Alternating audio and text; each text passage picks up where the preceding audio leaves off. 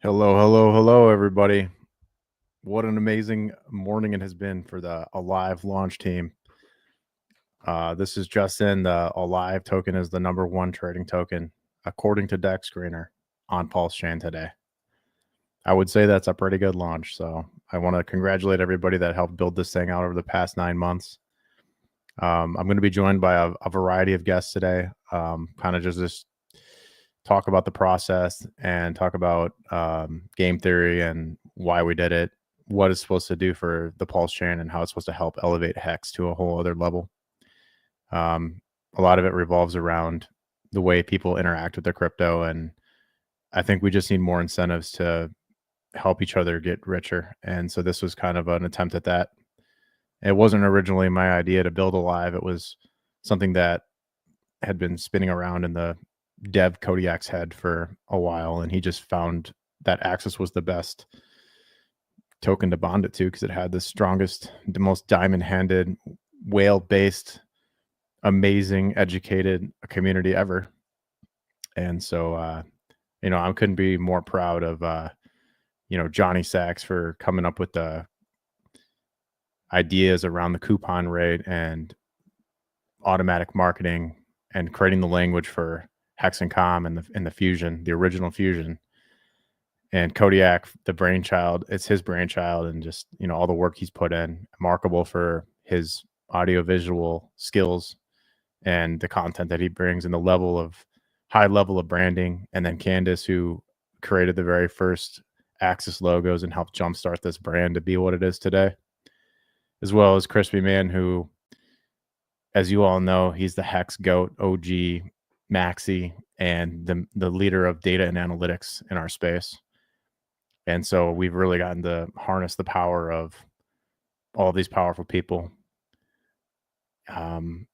There's one who will remain unnamed until the time is right, who's sitting in the background right now listening to this, that has had a huge impact on the trajectory of not only Axis, but Hex as a whole. And one day I hope that he can be recognized for all he's done for this community as well.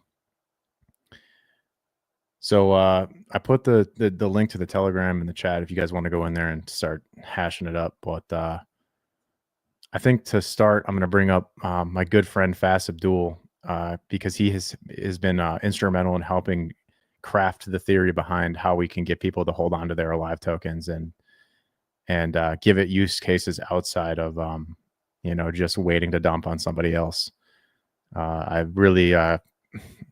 I think that we got a freaking amazing group of people on this blockchain, and the cream has definitely risen to the top with this one. So without further ado, here's number one, Fast Abdul. Welcome to the show. Hey, Axis, thanks for having me. I'm here for the tech. Or should I say Tom Cruise? Hey, I'll take it. But you're just better at jiu-jitsu is all. Yeah, perhaps. I'm also probably got 40 pounds on him, so I think that would work out. But yeah, I may never look better looking than I do today. That's a fact. So one of the considerations, well, I have a starred chat. Let's see, where was it? What's the incentive to buy Alive? There's a couple incentives. I think the number one, so there's two parts to that. It's why buy it and why hold it. The why buy it part is kind of something I'll answer. Then the why hold it is something I think Fast can answer pretty well. So I'm going to go ahead and pull up my screen here. Just give me 1 second to get that going to show you guys the front end and what that stands for and how you get a reason to buy it, right? So just give me 1 second.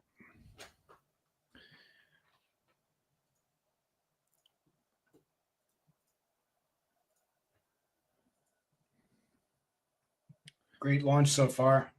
I'm amazed at how much attention there is on something that you kept so hush-hush. We got 283 viewing so far. So, okay. Yeah, we did. I mean, we didn't want, people to front run us. Although as soon as the first LP pool went live, there was a bot, like a magnet on the pool, which has been very interesting to watch. So this is the commitment front end. This is where, if you're familiar with Hex staking, this is where you go to take your Axis and commit to the system. You're committing to yourself. Ultimately, you're committing to the community that you're a part of. by locking and burning tokens. Part of the reason why you buy Alive is the very reason why you commit Alive. They're interchangeable. They're 100% related. It comes down to this instant rebate component. The instant rebate is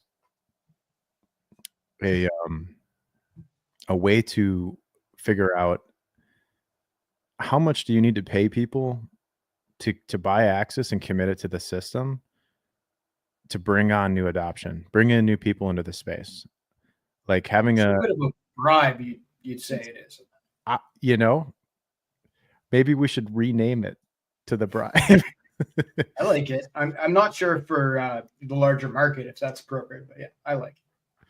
Or just put like a little camel over here, you know. There we go. There we go. Well, yeah, that's camel-esque. Very good.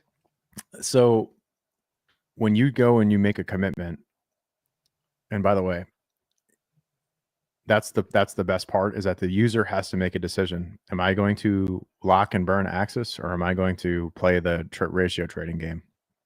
So when it comes to the instant rebate, like right now it's sitting at a 88. Actually, I think this might be testnet. Just give me 1 second, because I don't think that's live. This might be testnet. Give me 1 second. Let's go to mainnet here.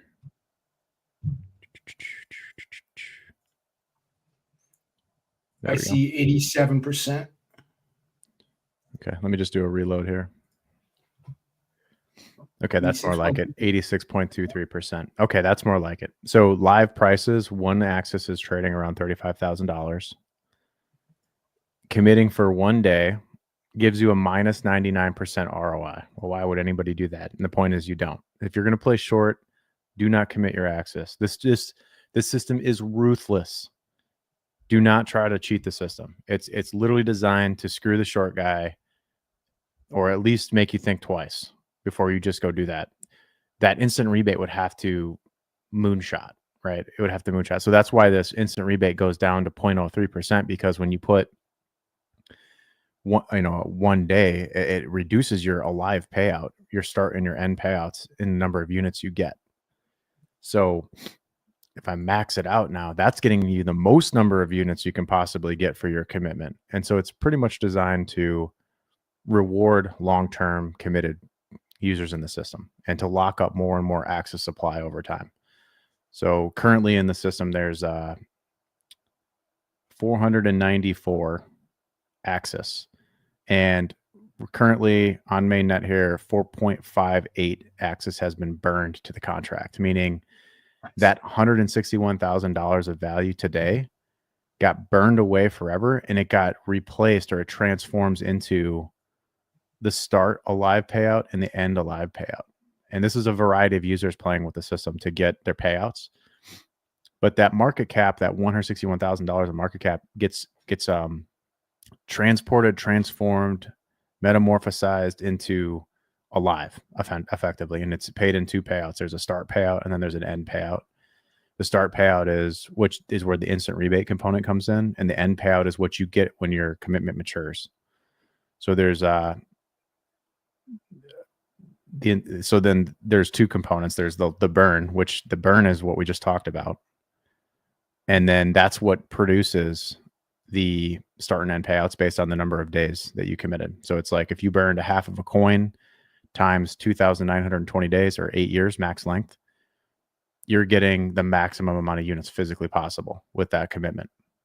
People that's actually burning Axis tokens, like they're gone forever, right? Permanently burned. Yeah, it's not like Hex, where Hex hyperinflates and you get more and more Hex over time, where you get your principal back plus your interest. This system is, you do get some of your principal back, but it's treated differently. There's half of your deposit is locked, and that stays in the form of Axis. So it keeps you committed into both camps. That's why this fusion is this token is such a combination of a fusion of 2 tokens, right? The system's always trying to make you care about Axis and Alive, so that you never feel like one of them is the dump token. It's designed very intelligently so that you do feel ownership of both. And effectively, that's why the token name Axis Alive is the same for both tickers.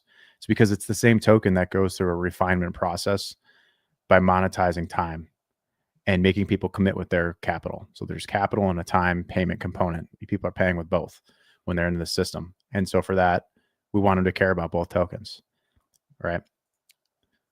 I like it.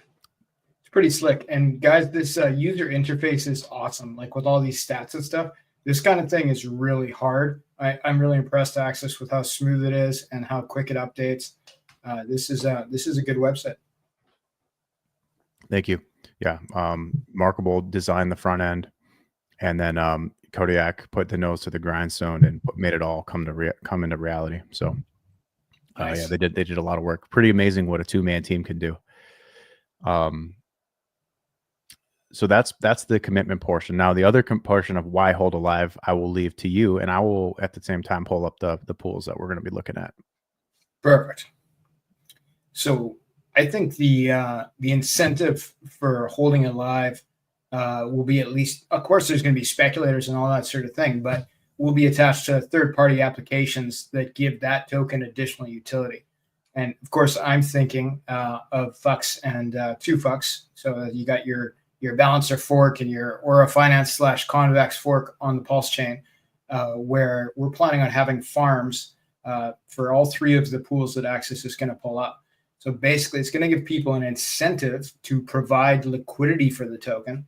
And since the only way you can acquire the Alive token is by putting your Axis into the system and essentially burning it to get the Alive token, obviously that's bullish for the Access token, but it will make the Alive token extremely rare, especially early on.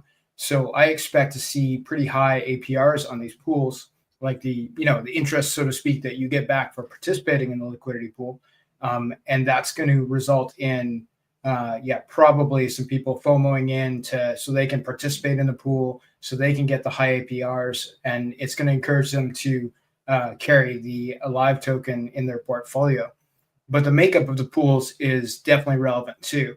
As we'll see, Axis put some pretty hot tokens are paired with the Alive token. So it's like when you're participating in one of these pools, it's like you're adding all these tokens into your portfolio effectively, which is definitely going to draw some people in too, because these are good pairs. They make sense, in my opinion, and it's just my opinion. I think they'll suffer less impermanent loss than if they didn't make as much sense as they do.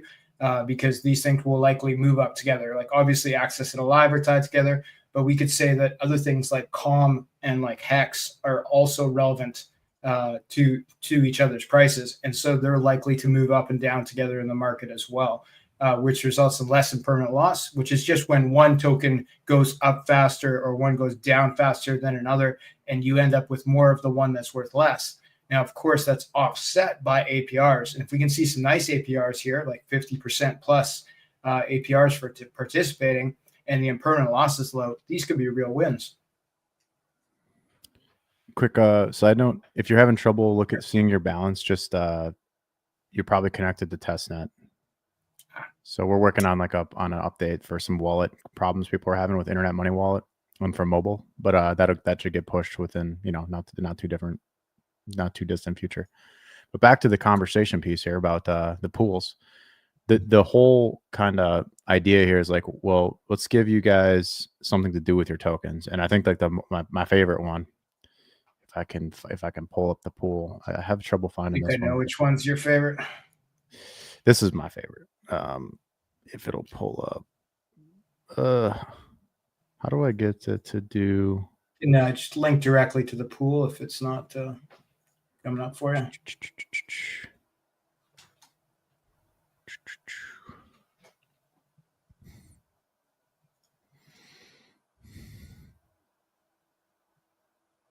So we'll start with Vortex. Nice. Well, no, we'll start with this is the base pool. Actually, we'll start with this one.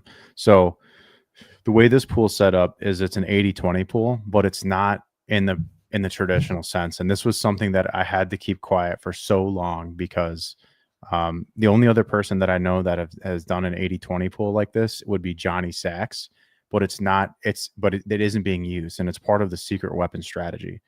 So you normally think of like an altcoin, and usually 80% of it is the alt, and then 20% of it is like the base token, like a Richard Hart token or like Ethereum or Bitcoin.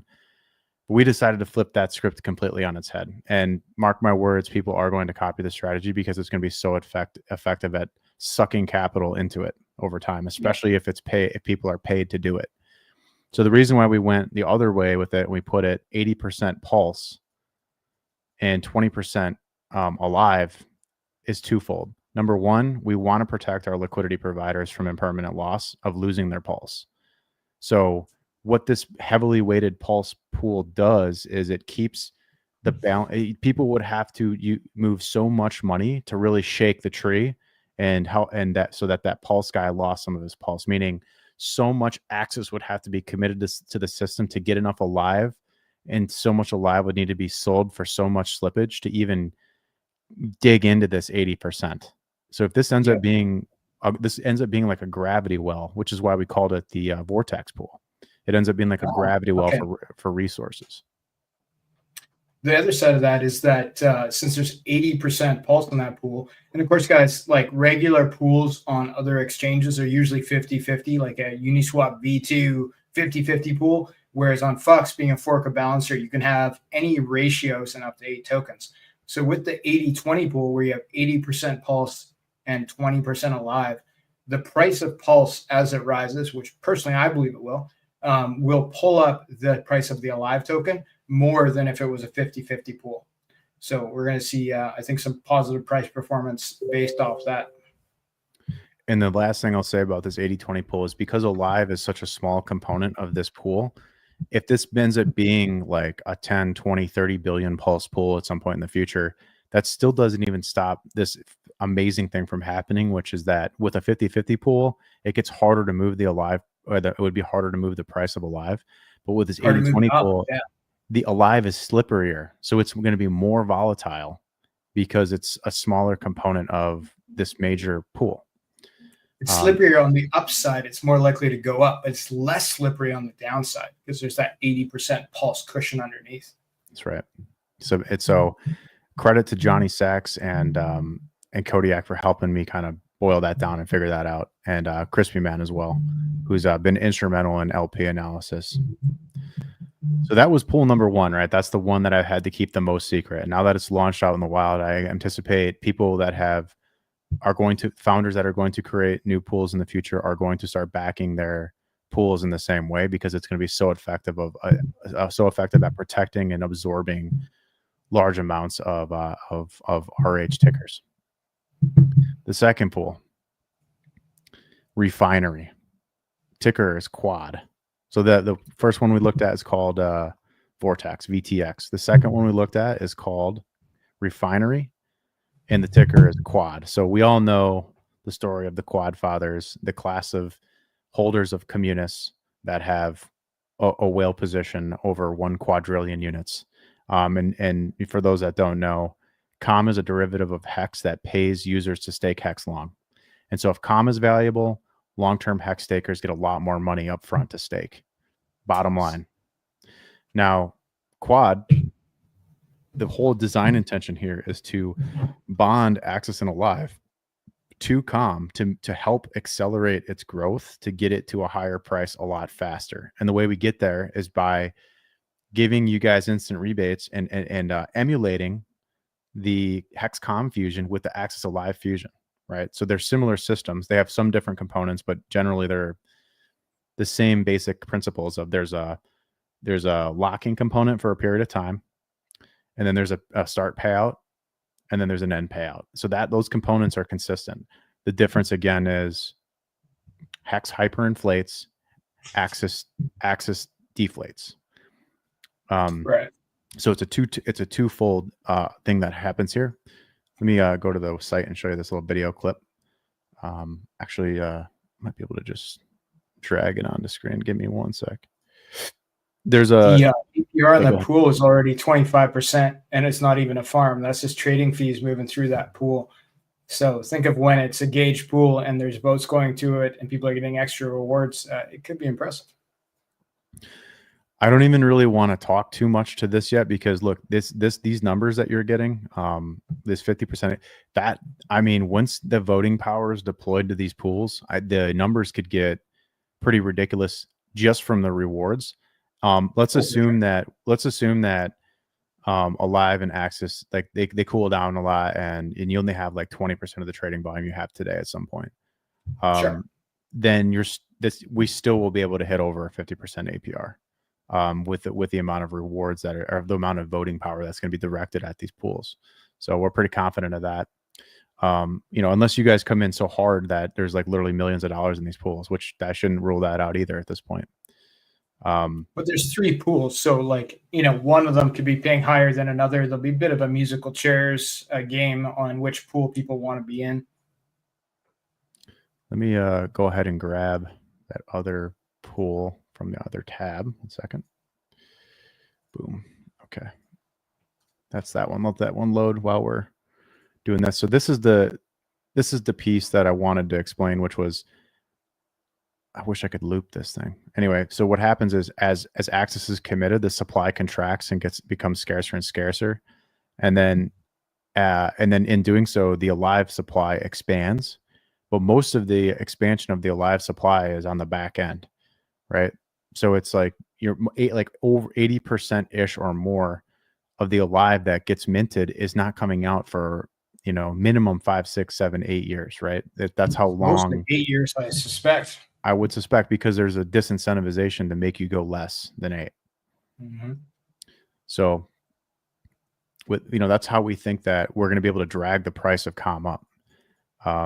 Is through this like compounding process of basically bonding it through these pools. And so the way that the quad pool is set up is 40% COM, 40% Alive, because they're both the end units, the end product tokens, bond them together. And then we threw a little bit of PHEX in there so that we could get a more direct route to Hex, because we already have the Alive and Pulse pool, and now we have the Alive and COM pool, which connects to Hex, because the secret weapon pool is massive with COM and Hex in it. So that what you have effectively is a web or a route between this big Pulse vortex cyclone, and then you have the Hex that's connected to the secret weapon pools, and then what's in the middle is the Axis Alive and COM components getting scarcer and scarcer and scarcer over time, and then there's a pipe for the volume to go from Pulse to Hex, because those are 2 major pools in the ecosystem. It just gives it an extra place where we can pick up some volume along the way. Oh yeah, and with like how well the DEX aggregators like Pitius work on Pulse Chain, like there'll be trades moving through this pool for people who aren't trying to buy the Alive token. Like people will be moving through Hex to get Pulse, and it'll end up touching that pool and touching Alive and touching Hex and COM just because it's there, which will generate fees, of course, for the people who are participating in the pool. So I think that's actually a big win to have those as components of the pool for the purpose of generating higher fees for the participants. So we'll monitor closely the volume on these pools, and I think the refinery pool will be slow to start, but it'll pick up traction as the Hexagon staker class really starts to adopt COM as an automatic marketing tool to pay people to stake long again, and basically solve for the Hex demand problem by getting more and more people, paying more and more people to go long and create value in the system instead of extract it. And then the last pool is probably the most important for the Axis holders, or the current Axis holders. This is the Fusion pool, which is simply Axis and Alive paired together 50-50. And this is, like, selfishly for my community, this is my favorite pool and an important one, because this is going to be a way for LP providers to just earn more of both tokens. They're just going to trade. They're just going to trade against each other. It's probably going to have a lot of turnover or speed, and they're just probably going to people be ratio trading Axis and Alive all the time, and that's probably just going to help the LP providers accumulate more of each token. And then in addition to that, you're going to get the FUX and 2 FUX rewards on top of it. Well, it creates a great loop where, like, you can lock your Axis tokens for up to 8 years, and then get the alive. And then there's a very direct route to trade your alive if you wanted to for more access tokens. And then you could continue the process. And then, of course, that would be also the route for liquidity providers of like, okay, I have some access. I'm going to lock half of it to get the alive token, and then I'm going to drop it in this pool, and then I'm going to take my yield and keep the flywheel going, right? Like it's a great part of the web. And there's also this component where people are going to, where the rebate might not be high enough, or alive just might be so cheap that it actually makes more sense for you to go to the market and just buy alive and pair it with your access with fresh capital, or sell a biddy or alive when it's cheap on the rebate. So like right now the rebate's at 111%. So you can literally go buy access right now, push it through this contract, get the alive start payout, and then dump the alive for more than you just for over 100% gain. And plus you have your alive access if you want, and rinse and repeat, right? Right. Then you just, so then what you could do, yes, exactly. You take your alive, you could buy more access, which creates a delta between the access and alive price, which lowers the instant rebate, but you get made whole. And now you have a commitment out there 8 years sitting there baking for you scot-free. It's all house money. So I don't know why more people aren't buying access off market right now, committing it to the system and bringing this instant rebate below 100%. It's free money. Yeah, that math is great. Anything where you can immediately, like this falls into the range of arbitrage. Like you get the alive now, right? Like you get way more alive 8 years from now, but like you get 112% right now, right? That's how it works. It's crazy. What's happening right now is people are going to the market and they're buying alive, and access is sitting. Access is pumping, but alive is pumping at a pretty good clip too. So I mean, look at that. Just look at that access chart on the weekly. What a crazy wick. Let me go down, zoom down in here to the 4 hour. So like we've been grinding up ever since. Okay, so I mean, I don't want to go too far off into the weeds, but Solid X being paired with $1.4 million of ink really kind of catapulted this movement forward, and that kind of set the bottom here. After Axis had a crazy $1.3 million day where there was a big whale that got in here and then decided to nuke the chart down here. But then the Axis whale class came back in and they just protected the price and said, no, we're not going below this. And then since then, that's when Solid X paired us up with Ink, and then Pulse and PulseX and Ink had been ripping, and so it's been dragging up to Solid X. And because Axis has a huge bond with Solid X, Axis is leverage on Ink, it's leverage on Pulse. Now we got a connection to Hex through COM. It's like the Solid Index tokens are like deeply integrated into this really intelligently designed web now, and part of it is some strategically timed moves, but also it's just giving you guys opportunity to make money, right? Ultimately, what makes more sense, leaving millions of dollars sitting in a reward sitting in a farm, or putting it in the market to become useful, to put that capital to a productive use, right? Where everyone can benefit from using it, and in the end, the whale wins too, because you guys bolster the market. We give you we open the store and fill it up with the merchandise, and then you guys get to buy, sell, and trade inside the store. It's pretty awesome. The whales need places to put their tokens to make them work, right?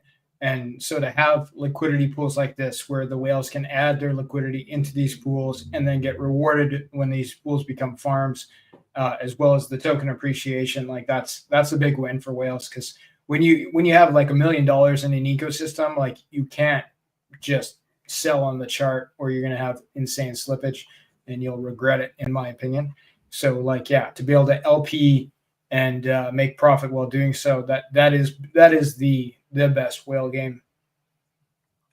And with a lot of the people that I work with, selling isn't really an option.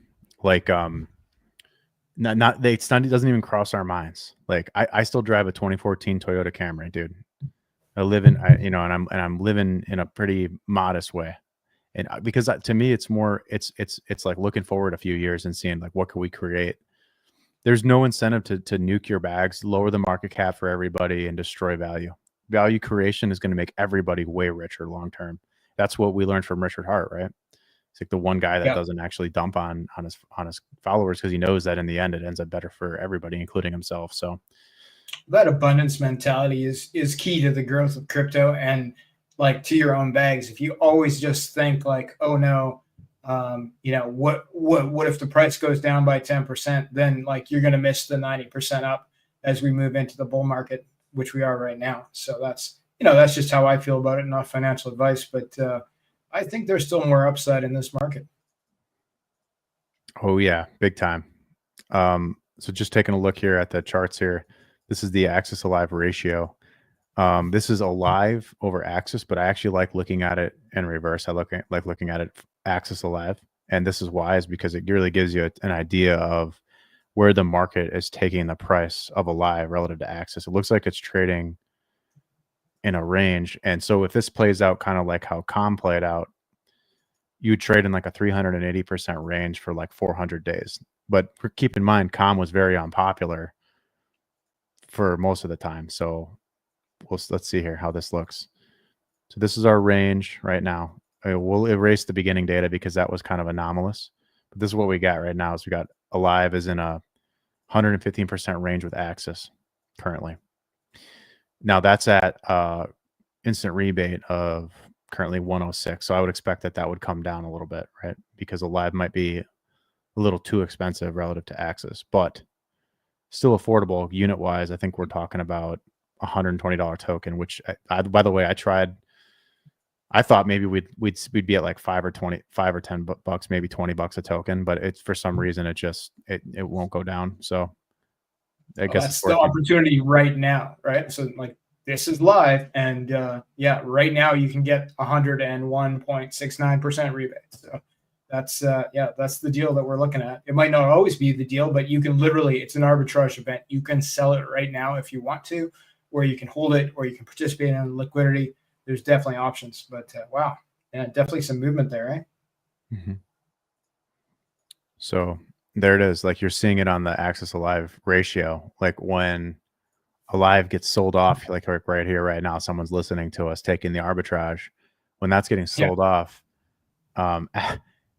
Axis is more valuable, right? So this is very interesting to watch. I'm gonna try to pull up the HexCom chart here and give you an example.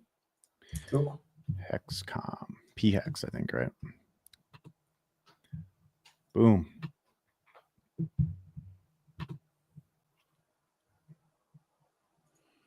Okay, this is what I'm thinking. So because the mechanics are similar, this is effectively what's happened to Hex, the COM Hex ratio over the last how many days has it been? 413 days. Just been trading sideways.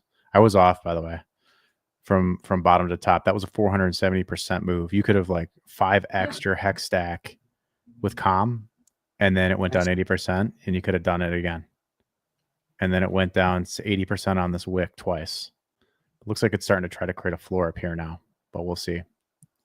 There isn't a lot. It doesn't appear to me that there's a lot of sellers in COM, but that's just my opinion on it. But yeah, this. So then, COM had that. If COM had like that 100% rebate ratio, how popular would that be? Right? Like if it gets up to that range, like that will, it doesn't have to be that, but like even like 50, 60% rebate ratio, like people would be, 555ing like their Hex stakes for like a long, long time until that was done. I think this is inspirational that what we're seeing with the Alive token. If it could roll over into COM with the same math, like man, start watching for some long-term Hex stakers. Just to give you guys an idea of what that would look like, what COM is roughly a 5% rebate right now. So 2x would be, so 100% move would be a 10% rebate. And then you need to 10x off. And then you need to 10x. I think it needs to go up 2,000% to be 100% rebate. So you need to go up to here, roughly.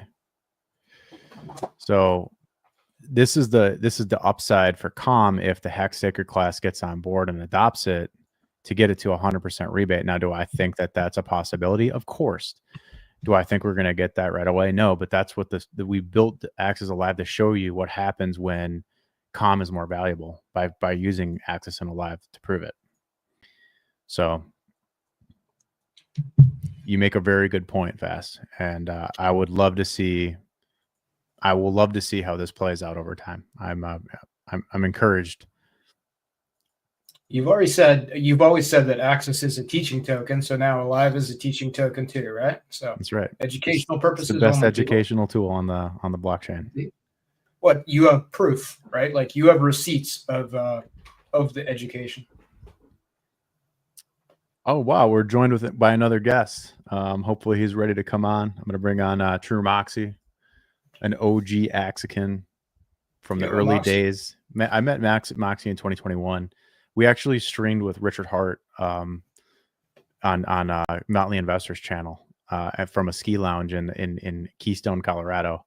And that video has been taken down since, so there's no proof of it. But I don't know. Some people got to remember that because that was when a $20 million bid wall showed up on the Hex USD price.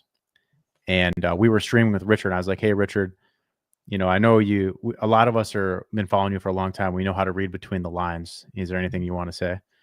And that's when he said like, whoa, hey, I noticed there's a $20 million bid wall on price between 20 and 25 cents on Hex. And guess what the market did to that? They freaking chewed right through it. And then Richard doesn't stream as much after that. So I was like sad. Like it was like one of his last big good streams where he indirectly said something valuable. Indeed. Hopefully we get more of that. I'm anxious for Mr. Hart to come back to work, I like to say. It's got to be soon, yeah? What do you think? You just a little bit get through this case, maybe? Yeah. Yeah, it's all about the court case. Hey, sure his lawyers are telling him not to do even the things that he does do, right? Not even to tweet at all, but he's still with us. Yeah. The market just gave me a free 0.1233 Axis stake for Max Links. Score. It cost me, actually, no, I got that stake and made 0.65 Alive. Okay. Yeah. Free money is good. I'm scared of the potential here, guys. I'm scared. So yeah, how are you doing, Jason? I know you got on today with Corey Geary. How'd that go? It went well. Fast joined me on there for towards the end of it. Not really a big fan of streaming. I like to hang out in the background more, but you did really well. I was impressed. Oh, thank you. I know you had your hand full.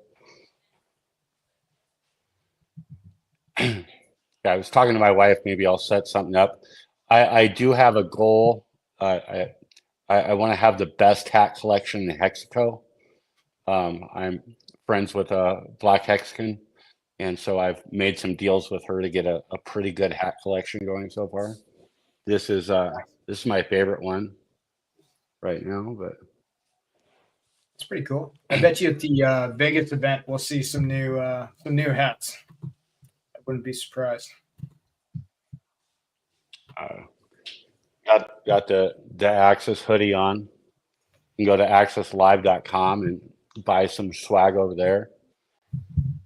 Yeah, it's axislive.com/store if you guys are interested.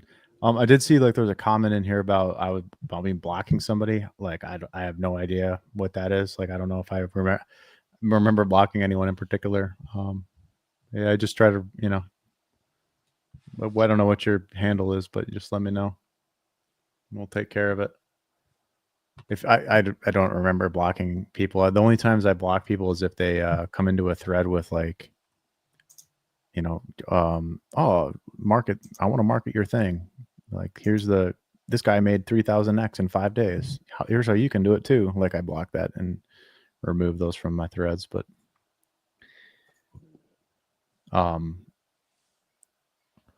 got 530 watching. Pretty good. Yep. How's our rebate ratio? How are we looking? 86.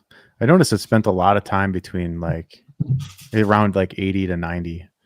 It was down at like 56 for a little bit at the bottom.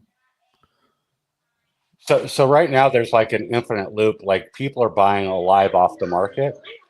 And so what you can do is go stake some Axis, sell your Alive, take your pulse, go buy Axis, and keep repeating repeating that loop until the rebate's in a more rational spot. Yep. I just sold like 35 alive, bought Axis off the market, took that Axis, went restaked it, and got 36 alive back. You know, while the market is buying alive up, I mean, that's the play right now. Pretty soon, you know, when that ratio shifts, it's going to be the opposite, where you want to buy Axis, swap it for alive, and then, you know, there's also it looks like the thickest liquidity pool is alive com. So you can play this ratio game between Axis and alive to end up getting to that quad father spot you want on com as well. Nice. There is that the pools on Fox may not be showing up. They may not be running through Pidius yet. They certainly will, Pidius being the deck screener. But you can check prices at both Pidius.io and phux.io, and there could be some small arbitrage variance in selling your live tokens. And there is that pool where you can sell your live tokens directly into Axis. So, you know, that could be the win too. If that's your goal, is to increase the amount of access that you put into the system, then yeah, you can trade directly to Axis or into Hex or into Com or into Pulse. Like, all those pools exist. So, you know, take the best deal. I wanted to take the opportunity to like make it something very clear. The system is designed for you to go long. If you're going to commit to the system, commit long so you get the most amount of start payout. And if you're not going to do that, you're better off just buying alive when it gets cheap. Because going short is very, very risky, and you're basically timing the market, saying, I'm willing to forego units of alive in the immediate because I think the price is going to go up a lot more, like immediately. That's basically what you're saying if you go short. So make sure you are either, if you're interested in this product, you either want to go to the market and capitalize on the low prices, or you want to go very long with your Axis commitments. And that's just my opinion on where it is right now. Because if you switch this down to like 1,000 days, it switches this rebate down to 30% because your units are changing. So if you do like 500 days, your units are so low that you're getting only 15% back. But if you go max, you're getting 87%. And if you're not willing to go more than like 5-6 years, then you're better off just looking for a dip on alive. I did. We just crossed 5 Axis burned.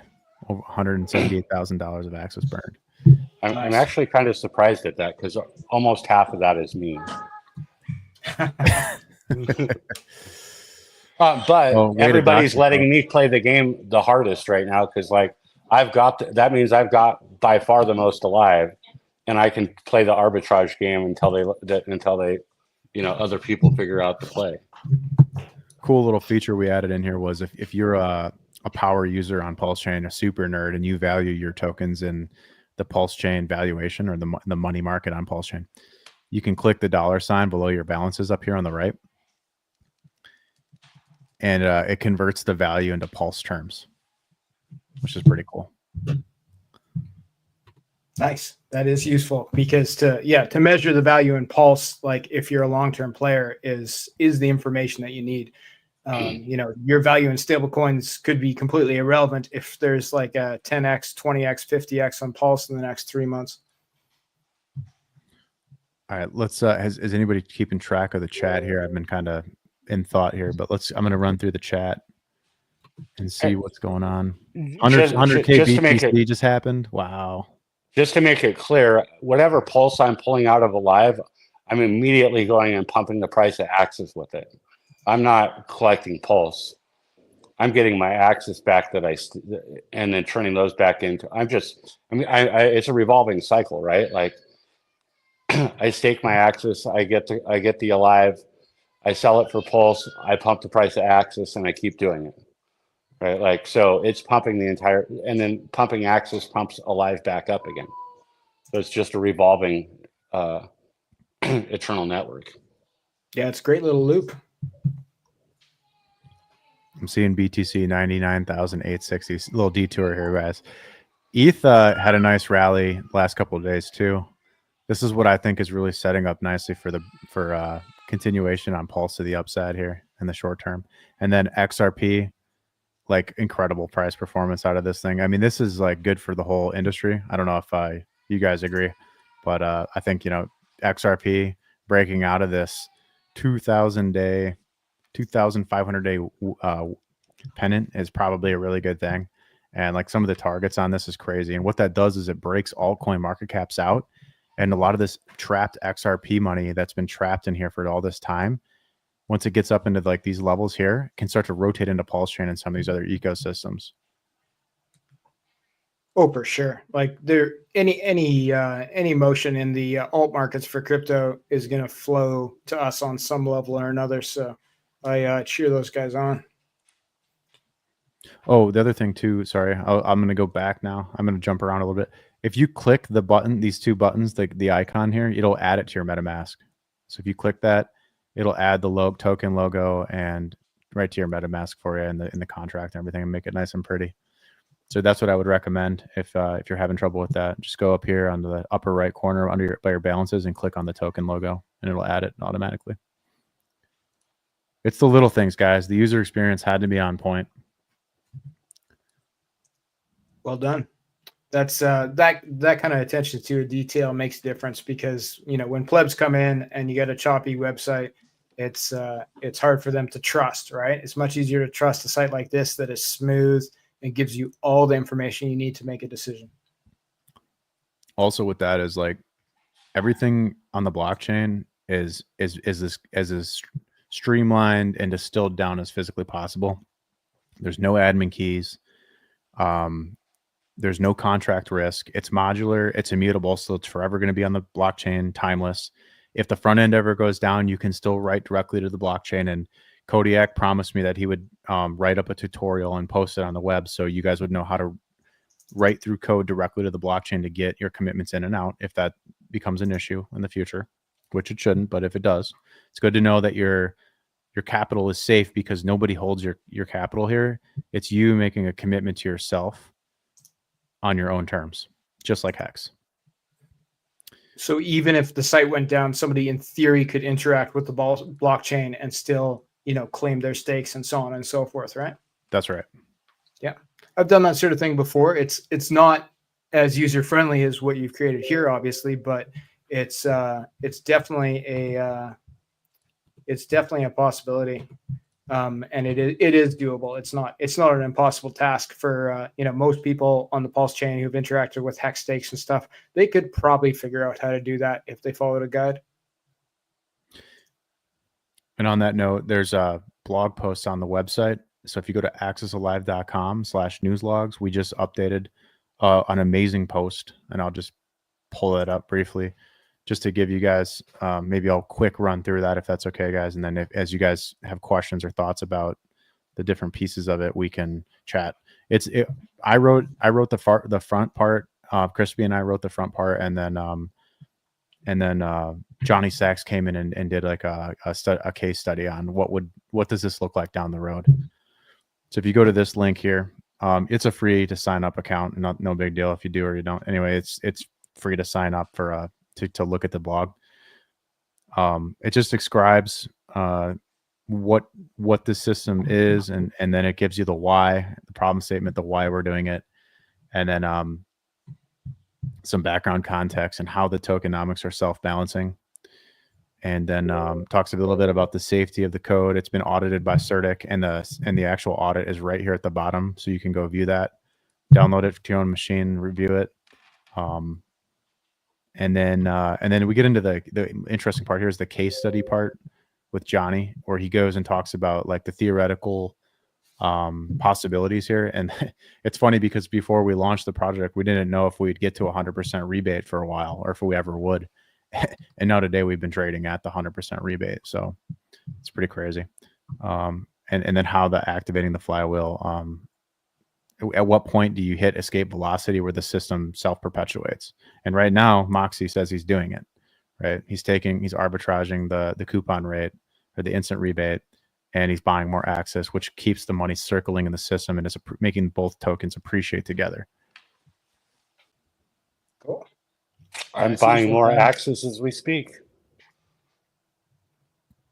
Somebody was asking in the chat, where can they find these pools on Tufux? And the answer is right now you can't, because they're not gauged pools, which is a shop talk for incentivized. They likely will be. So watch, later this week or early, like into next week, we'll have them be gauged pools. Then they get pushed to Tufux, and then you'll be able to find them there. But right now you can find them on Fux.io. They're not farms; they're just liquidity pools. But we're looking to change that. Great. There's all kinds of comments in here. Like one of them is about talking about having problems getting commitments through. If you're using Internet Money Wallet, people are having trouble connecting here and getting the approve button is grayed out. Just try making sure that you're on the right network. So you got to make sure you're on Pulse Chain mainnet. And it's working fine for Rabby and MetaMask users on desktop. Some mobile issues are occurring, but I got the dev working on all that right now. Hopefully get an update out as soon as possible. That's all just front end stuff. That's not, contract level. Contract level stuff's audited and immutable and good. It's just the front end and how your wallet talks to the contract. That's just got to get ironed out is all. Yeah, so it's not a risk thing. It's just a display error, which is a thing in crypto. It's hard to make this stuff stick sometimes with all the different wallets and all the different browsers that people use. So sometimes there can be these small growing pains early on. I've certainly experienced that. Yeah, it's pretty crazy. Story time, guys. When we launched this thing this morning, there was a bot that came in here and just sent the price up. It was like very illiquid to start, and so the price went from like $14 all the way up to $13,000 a coin, which would have made the instant rebate like tens of thousands of %, which makes absolutely no sense. Which is why I put out that warning this morning, like, hey, this is super illiquid and volatile. Be patient and let the market start to stabilize, which is exactly what happened. And it happened right here around 100% coupon rate. That was amazing to see. Like we were in the back, we were like watching that happen. We're like, oh my God, like the market is stabilizing on its own around 100% coupon rate. Now it's trading between 50 and 100%. Incredible. Indeed. I was trying to push the price down so that I could add liquidity in there. And like I would sell and it instantly pop right back. Like instantly get arbitrage back to like right where I just sold at. It was crazy. I mean, some of these wicks are probably me trying to get it where I could add liquidity at a reasonable spot. What's algorithm say? It doesn't seem like it's a great value up front to buy this new Alive token because there isn't much potential to the upside if it was purchased at $90 right now. If I stand corrected if wrong. So at $98, where the instant rebate is at 80%, you're basically looking at a 20% ARB. And yeah, so like there's going to be a whole bunch of people that's either going to commit Axis, which burns Axis away and locks it up for long term, which makes Axis more scarce and valuable, so that they have the privilege of taking that Alive and maybe selling some to push the rebate back down, which gives the next guy an opportunity to buy Alive on the cheap, which would be your concern, right? Which is that you want to get it at a better price. So like you're basically hoping that somebody goes and makes Axis more scarce and then sells the start payout so that you have a chance to buy cheaper. Because currently it's trading inside of this 110% range. Currently it's down 26%, but it from the bottom it's up 50%. So it's like there's a lot of money to be made inside of here. And I think I got to take a look at the liquidity web now, because let me do that while you guys are chatting. I got to look at the liquidity web and see. Hopefully Crispy's got it up, because we got to see how much liquidity is on the books. Yeah, it will have changed substantially since this morning, to be sure. But I think there's, as far as liquidity providing goes, once the farms are live, that's when we'll see the larger community push to provide liquidity for the Alive token. But right now, like the way to get the Alive token, in my opinion, is minting it via burning the access via the protocol. If you're buying it off the market, probably you're going the wrong direction. But everybody's welcome to speculate. But Yeah. I like the idea of minting it essentially, for free if there's a rebate that's 100%, and then having it to provide liquidity when those farms are live. Absolutely. The play right now is to stake Axis for max length, get your alive, and then go get your and then buy sell it for pulse, and then go buy your Axis back, because essentially you can play that loop and get essentially a free 8-year max length stake on Axis, essentially for free or very little cost right now. Yeah, I agree. Or what are we at? A 76% rebate. So if you put $1,000 into Axis, stake at max length, and then sell all the alive, it costs you $250 to get $1,000 max length stake value. Yep. Yeah, that's huge. I noticed in chat, Ted Nelson says that on Piteous, there's 24% slippage. Okay, so I know- to that point, I Use talked. PulseX. Hold on, mute your mic, dude. I talked to Danny this morning, and they have not implemented it yet. So I would stick to PulseX or Fux right now for transactions. Might maybe get a quote on both, because Alive is not whitelisted on Piteous yet. So That makes sense. So until that happens, which he said he's too tired and he'll handle it tomorrow, I think we're waiting on them. So unfortunately, he's sleeping. Yeah. So yeah, go directly to Fux, go directly to PulseX, and see what it is there. On Piteous, which obviously is routing through PulseX, I also noticed that if you don't refresh the screen occasionally, sometimes it's showing slippage based off old numbers.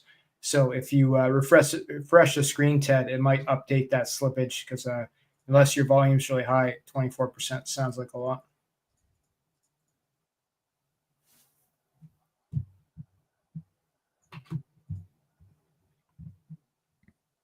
So one of the questions that came through, again, I just kind of addressed it, was, buying versus committing. Yeah, we've all been kind of saying that the higher the rebate is, committing is better. The lower the rebate is, buying is better, simply put.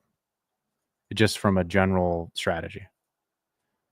Yep. I think we may be looking back on this day and all wishing that we'd acquired more Alive. I could be wrong. I don't really know, but I feel like that may be the case. Well, so far we've got 5.5 Axis burn, almost $200,000 of the existing $17 million market cap. How amazing would it be if $1 million of Axis gets burned, in the not too distant future? And then keep in mind that a lot of that market cap that got burned, most of it isn't going to unleash until a long time from now. It's going to be on the end payouts. Only 20% or less will have been circulating. It's where you get the circulating supply of 284K. So when you really break down the numbers right now, the question of, is Axis, or is Alive, potentially overvalued or undervalued? Well, so far 200K has been burned, and there's 286K circulating. So the circulating Alive supply is worth more than the Axis that was burned to get it. So that's a very interesting component here. That is interesting. Look at the ROI on the long term, though. That's also very tempting, though, of course, those numbers could change dramatically one direction or another. But 700% plus ROI, it's not terrible.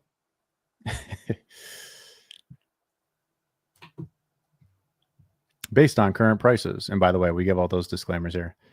When you hover over, it says at current prices of $100.41 per Alive and $35,400 per Axis, these estimates are provided for convenience only and do not represent guaranteed returns. So keep that in mind as well. This is just for your convenience, guys. The front end is there for you to make your own decisions. Nice. So Drew in the chat says, when will Alive show up in wallet for Fux? If you don't see your Alive tokens that you've minted in your wallet you have a MetaMask wallet, you probably need to add the contract address because it probably doesn't show up in MetaMask by default. And Rabby, it'll probably show up, but you can add the contract there too if necessary. And Access has an easy way to do that right from the website, right, Access? That's right. You just come up here and you just click these little buttons, and it'll add the token icon and the token to your wallet. Score. Make sure, Also, guys, when you're grabbing a contract address, you get it direct from the site or direct from a pinned post in the Telegram room. Don't like people could make clones of this that aren't real, that are scams. So just make sure you get the real contract address that you're buying or adding the real token to your account. Yep, be very careful. There was someone messaging me saying that there was some imposter accesses running around today on X, so be careful with that. And the other thing is make sure that you're considering that you have to approve it and then you make the commitment. So it's 2 steps. You have to approve it first, then come back and commit. So that it could be that you approved it, but you never actually pushed the commitment through. Yep. And you might have to approve more than once if you make more commitments, more than one commitment, right? Like it probably doesn't, unless you approve the full amount of access in your wallet. If you only approve 1 access and over the day you make 3 access worth of commitments, you probably will need to approve it again and again. And I would recommend only ever approving what you're going to spend now. I always keep my approvals as minimal as possible. You don't want to have, with any interface, you don't ever want to have extra unlimited spends or anything like that. That is a good policy.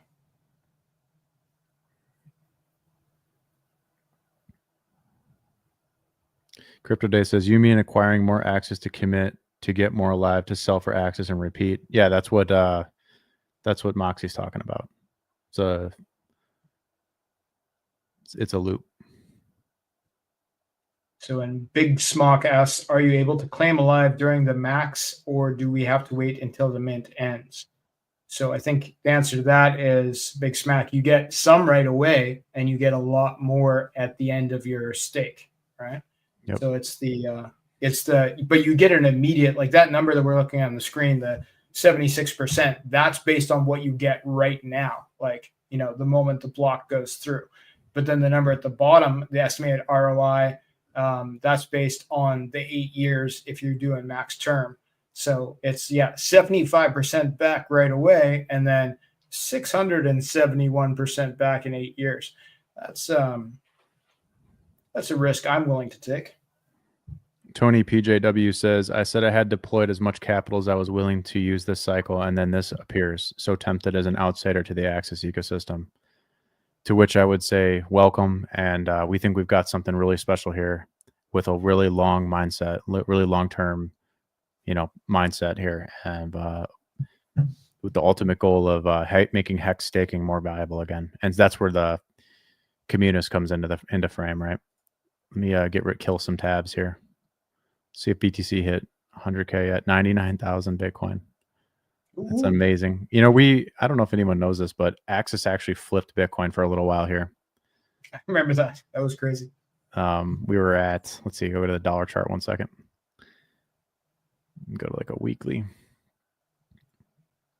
So this wick up here, this is when Access, on the solid index launch, Access flipped Bitcoin for like, I don't know, 6 hours or something. It went to $98,272. And so right now it's at 35,000. It would be amazing to flip it again. Maybe we weren't the first to 100K exactly. We were close. We didn't quite get there, but maybe we'll be the first to 200. I don't know. Technically, it would be easier for Access to get to 200K than it would be for Bitcoin, based off the the volume and the size of the pools. I think the math is better. Yeah, there's 2.28 million total liquidity here. Yeah. And so if half of that is bid side, which I don't think it might not be that much even. Let's say half of it's bid side. It's 35,000 a coin. If you injected $10 million into Access, you'd clear 100K, no problem. If you put in $1.5 million, you'd 4x the price of Access to like 35, 70, 140. And then if you did another 3 million, you'd go to 140 times 4. So you'd go to 1, 2, 3, 4, 4, 8, 12, 6, like 6, like I think 660 or something, some crazy number.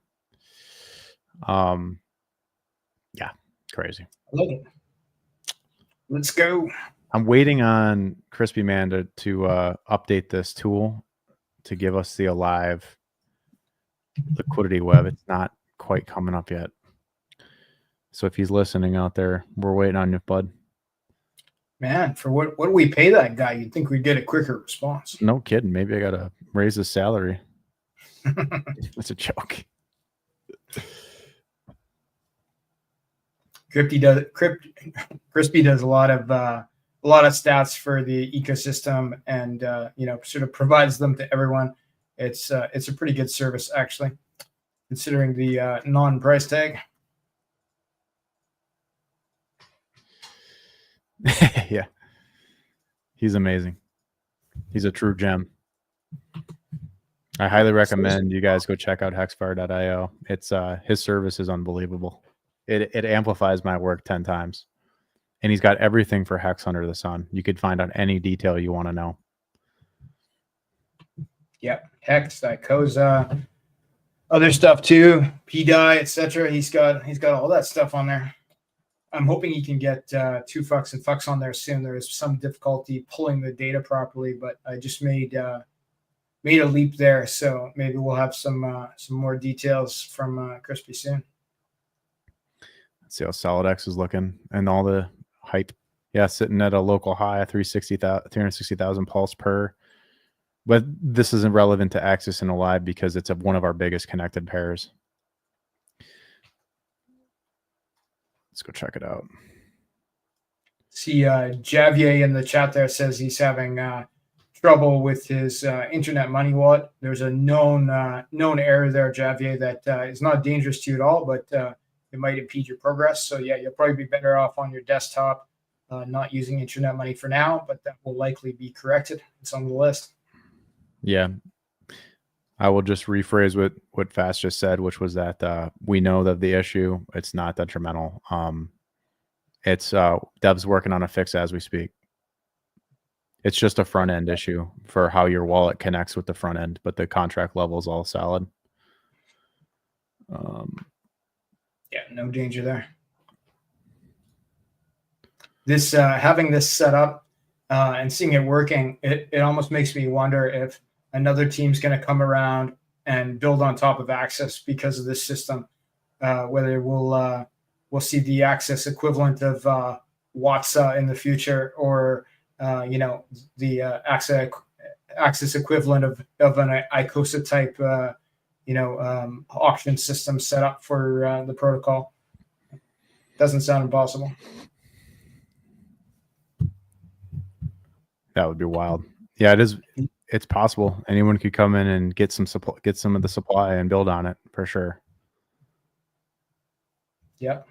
There could be liquid staked Axis tokens, that kind of thing. I could imagine, several scenarios where you can make something like that work. See, 81%. You guys are champions out there. Looks like the price is kind of stuck between 90 and 100 right now. Score.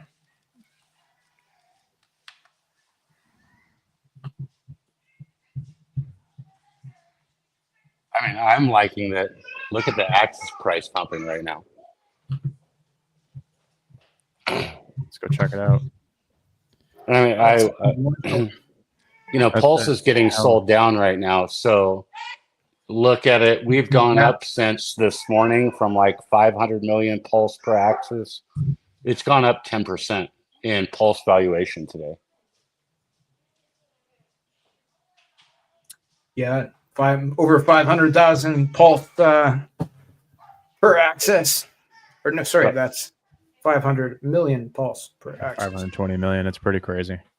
Yeah. So our next resistance line, which I don't know if it's really resistance, it's kind of just there, would be that level there around 543. If we can form support above 543 million Pulse per Axis, it's pretty much just price discovery. Granted, we don't get rejected off the top of this channel again. But the liquidity gets thinner after it hits that point. So if it does blast through that, it could blast a long ways in theory, right? Mm-hmm. See how we're There'll be looking on more the screen already. slippage in those higher ranges to buy. Big buys coming through. Hey, that just came through on the buy bot in the Telegram channel. Yep.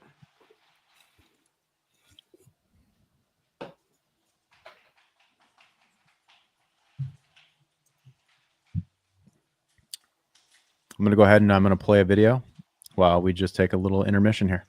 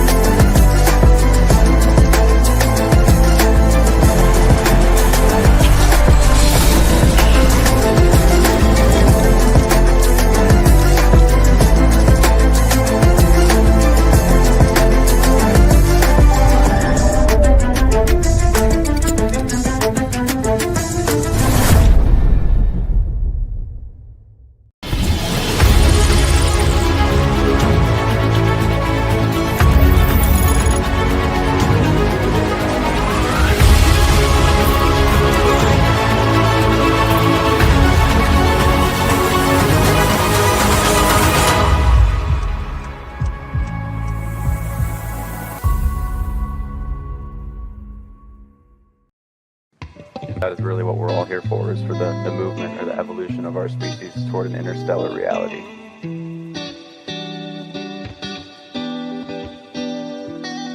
About the deeper mathematics of life. And yeah, so there really is no coincidences when you start to break down and understand the nature of time. So the movement or the evolution of our species toward an interstellar reality.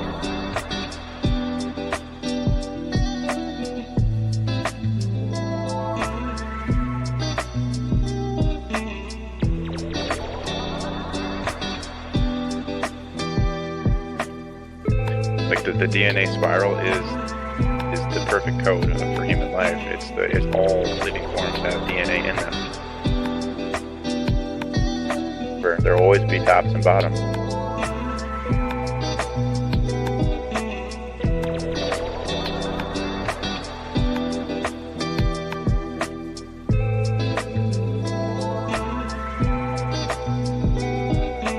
The hexagon ensures the way of the light, the manifestation of mastery of the physical realm.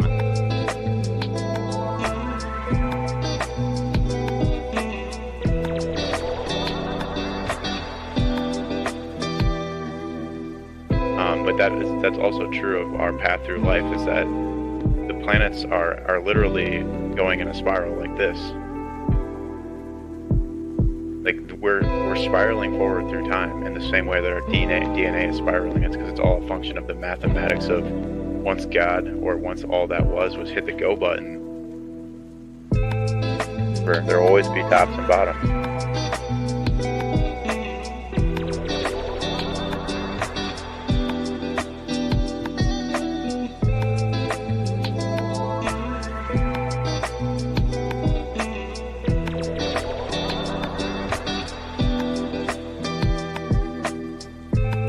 Yeah, so there really is no coincidences when you start to break down and understand the nature of time.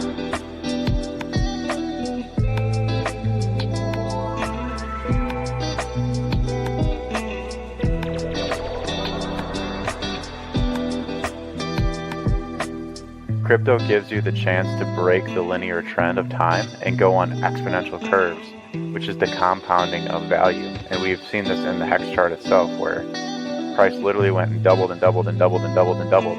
Pretty soon that your wealth is increasing so quickly that, if you don't have your internals figured out, you will wreck yourself. And this chart is literally living proof of that. What do you think about that? That's pretty dope. Yeah, it's pretty cool. I like it. Very relaxing. I almost fell asleep. Perfect. Perfect. Yeah, it's pretty insane. It's pretty feels good, guys. We did a good we're doing good work here today. So Indeed. Yeah. Now we got the word out, and people seem to understand. There's some good questions in the chat. We've addressed those. Keep the questions coming, guys. that's actually, I think there is, Crypto Dave says Y axis. I think there is a token called Y axis. I'm pretty sure. Not an official token, however, right? It's right. It's not official to us. I think it's on Ethereum. There we go. Tales from Crypto says it let me approve, but I don't see anything after that. Just an approve button. In which I would say try refreshing, resetting your browser, making sure you're on Pulse Chain Mainnet, all sorts of like just keep going through those like simple checksums and see if you can solve it. Usually like wallet connect issues will be solved once we get the next push.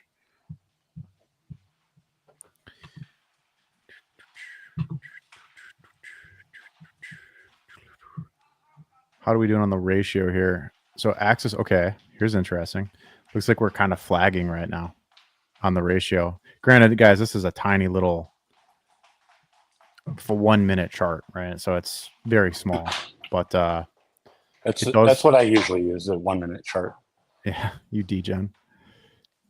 Once we have like days of data, we won't have to look at the 1 minute. By the way, I normally don't go to zoom down this far, but with this much volume coming through it, it bodes well for get catching. Because if I do the 4 hour, for example, that doesn't really tell us anything. So.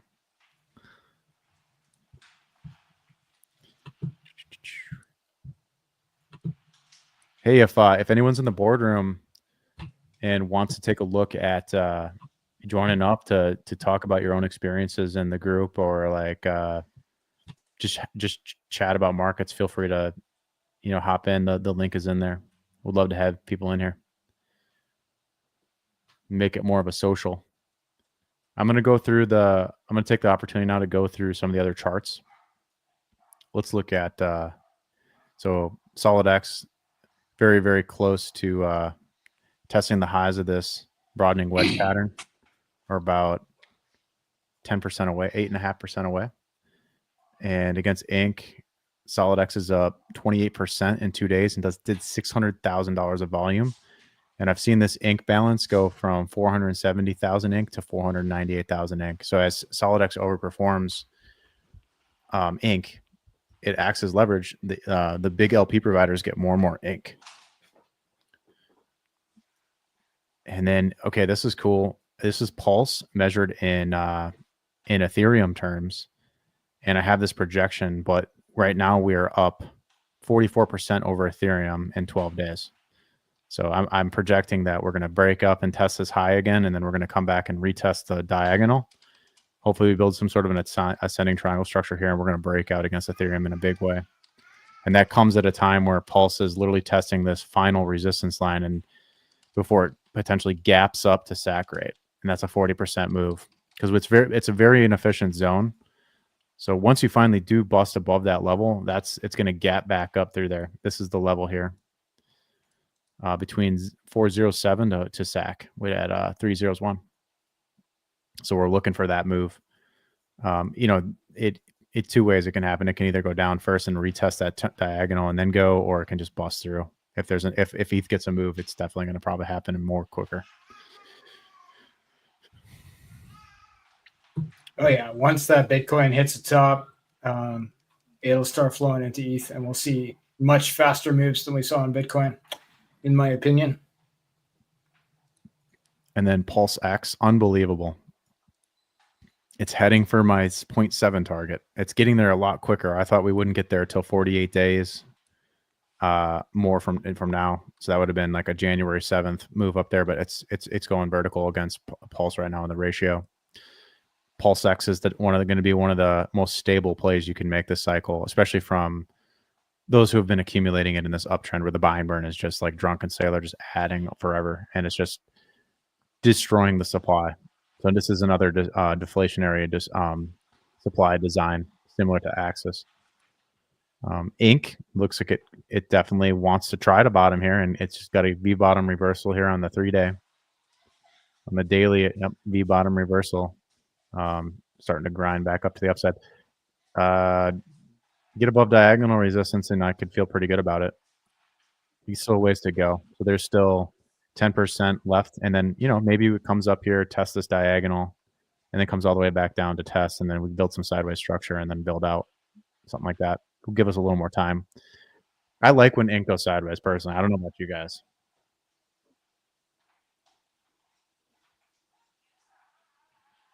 That provides farming opportunity when there's a sideways action, right? That's where people can really benefit in a farming scenario. So if it's going sideways, the price is, more or less not going up or down, but you're making yield, then you're winning. And then the ink hex ratio has been one of our pride and joys. Breaking down out of this pennant that formed over a 150-day period here. And then just watching hex absolutely dismantle ink. Many of you that have been watching me for a long time remember that we viewed pulse chain validating yield as like the central point or the crux of a seesaw. And then on the two ends of the seesaw, you have ink yield, which rewards LP providers by tokenizing the risk that they take of impermanent loss, and then hex staking, which pays people more hex to commit and lock in and believe. And so those are the two yield performers on the two ends of the seesaw. So they're gonna, I speculated back in Vegas in March of 2024 that around this period here where ink went parabolic, that the two sides, they would compete with each other for dominance throughout the cycle. And it looks like we got the full round trip on ink hex ratio, and we may try to build a bottom here where hex kind of takes a pause. And it doesn't mean hex has to fall in dollar value at all. As a matter of fact, it'll probably go up in dollar value, but ink will just go up a lot faster, and which could create a bottom on this ratio. And we're kind of seeing that reflected here in the hex pulse ratio, where hex is really kind of selling off quite hard. But it's not that hex is losing its value in dollars too quickly. It's more just that pulse is overperforming, as all. But what an amazing move out of hex. I'm really proud of the Hexicans to get this thing up like 3.7x against pulse in 70 days and bust the all-time highs with force. So looking forward to more of that this bull cycle. And then eHex is in an uptrend against pulse. eHex is up 2.5x. You could have 2.5x your pulse bag by buying the bottom on eHex. So I don't want people to fade it. It's still holding its value better than pulse, basically. And so it's far from dead. There's Hexicans that talk to me that are very bullish on eHex for different reasons. It's a different kind of a play. Definitely not for like your off the street onboard to come in to stake. No, not at all. It's a whale's game. It's a trader's game with hard components like timing it and whatnot. But so PHEX is where you direct new investors, but eHex is a side trade for some of us power users. And then COM is up 470% over 156 days, $489,000 of volume. Wow. COM is legitimizing itself here, and Axis Alive has a huge hand in that, and the dev team behind it. So it's good to see COM finally getting some recognition and some volume, and so hopefully this is just the start.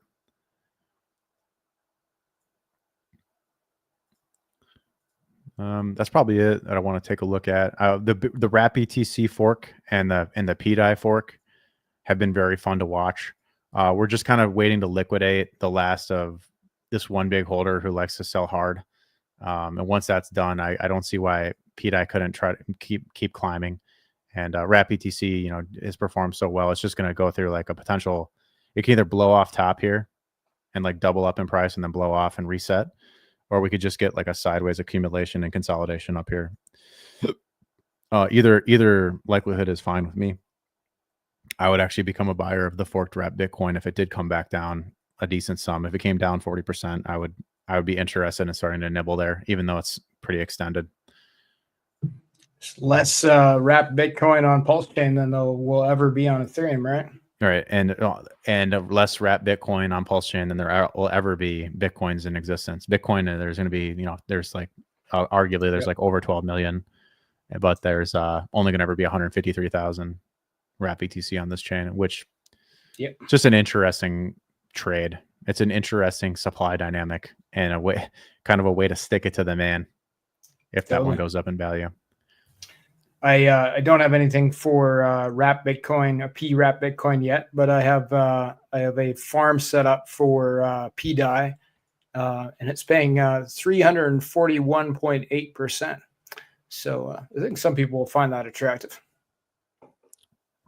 I love it, and you guys have done a really good job on the farms on both 9inch. Credit to those guys, and on 2Fucks, putting out, solving people's problems. Like one of the problems that you solved recently was giving a market to the Hex perpetual tokens and kind of combining them into an index where people can get additional yield to put their coins on the market. So props to you guys. I like that you're a solutions based guy, Fast, and that you're willing to come in here and give people a productive use of their tokens and their time. It really is the best tool, like the Fux Exchange and 2Fucks via that. Like you can pair up to 8 tokens together. So for some of these things that are very closely tied to each other, like, the Alive token, the Access token, but also things like the Hex perpetuals by the Maximus DAO guys, like you can have, 6-7 things that are basically Hex paired together and suffer almost no impermanent loss while liquidity farming. So I have some pools like that where you're going to get almost no impermanent loss, and any yield you get is extra, and some of them are paying pretty good. So it's like, okay, that's a win. If you can essentially have, it's almost taking the place of single-sided staking on some of these tokens, right? That's right. There's a very powerful element there. If you're a founder and you have enough 2Fucks, that you can provide the community with your resource to share your resources with them. All you have to do is lock in and use your governance power to vote for your pools, and you could jumpstart a whole new ecosystem. So I don't want people to fade 2Fucks' capabilities. It's a fork of Convex, which is a fork which has been forked into Aura, which was then forked into 2Fucks, which has been successful on those chains in a big way, and given people additional yield to like 8 more into their favorite tokens. So it's another one of those value loops where, it's not dead money. It makes your money become productive and pays you to do it. Yep. Yeah. It's a tool. It's like, it's not just for founders and whales, but for people who are liquidity whales and are founders of tokens, like you can ensure your community will get yield for providing liquidity. And then the yield that they get, which is in the Fux and the 2Fucks tokens, the community can then lock those to vote for the pool again and increase the yield further the next time they claim, right? So there's a nice little loop, not just for the big guys, but for everybody, where you have a place where you can make yield and you can also increase the yield you get, and it increases the yield that everybody else gets too, meaning that more people will want to provide liquidity. So I've seen it like with the 2Solid pool that has, Access, Nope, Fire, Solid X, 2Fucks, and a little bit of Pulse in there. I saw that pool go from 20K to, 500K. I think it even hit 2 million at one time. And it was the community that was providing the liquidity. The founders weren't even, putting in that much. We basically just kickstarted it. So like, there's definitely an opportunity there for communities that want to give back to each other, where everybody can win together. It keeps coming up. I'm reading the Telegram right now, and Pulse Freedom says, if I just buy and keep Alive in my wallet, it makes no sense because its price will not increase significantly. Or did I miss something? And to that, I would say, if Access increases in price, which currently it's at 35,000 from a penny, it's going to drag Alive up with it. So even though there's a ratio between them, they are going to travel up and down in price together.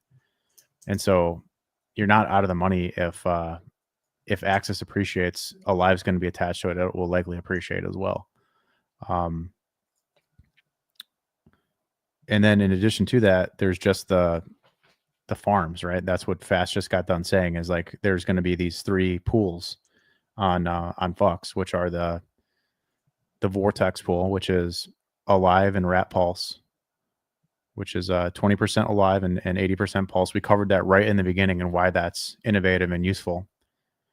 And then there's the Refinery, which connects Alive to PHEX and PCOM to try to bond them together with such tight liquidity that eventually they run up and down together to give long-term hex staking more value. And then there's Fusion, which is they just Axis and Alive paired against each other. And that's important for Axis and Alive Axis holders that are in the system that want to compound and earn more of both tokens to get a bigger portion of the real estate and the Axis Alive contract.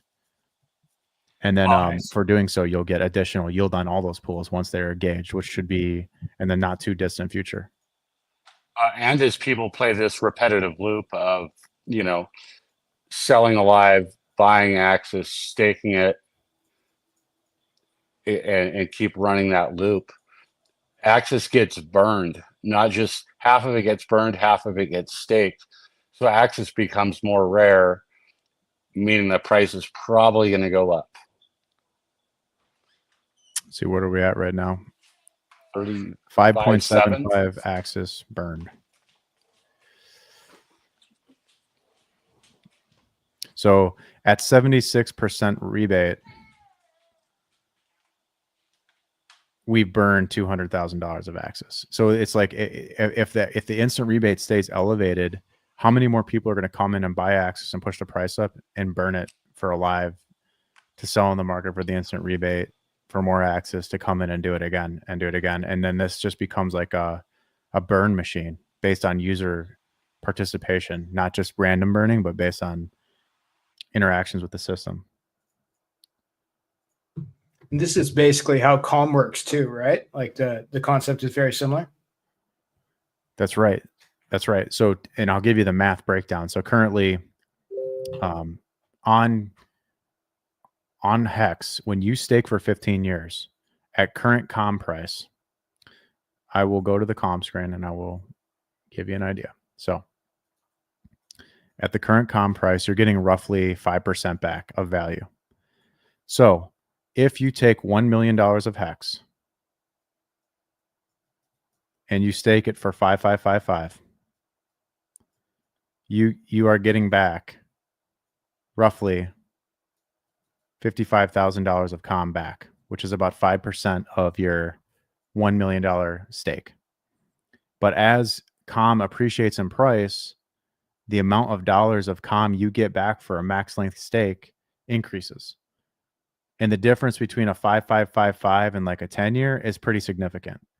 The difference between a 1 year and a 15-year is a 50x difference for how much you get.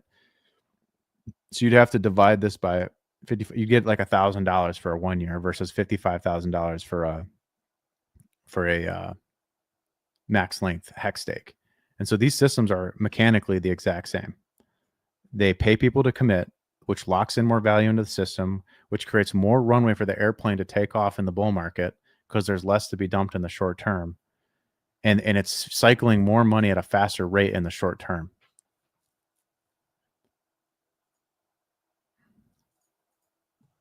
I like it. We got some questions in the chat here. Mr. Kish says he did a commitment but can't see the rebate. I suspect, Mr. Kish, either one of two things happened. Either you didn't add access, the Alive token to your wallet, which you can do via the website, or you did an approval but then did not make the commitment because you have to do the approval first.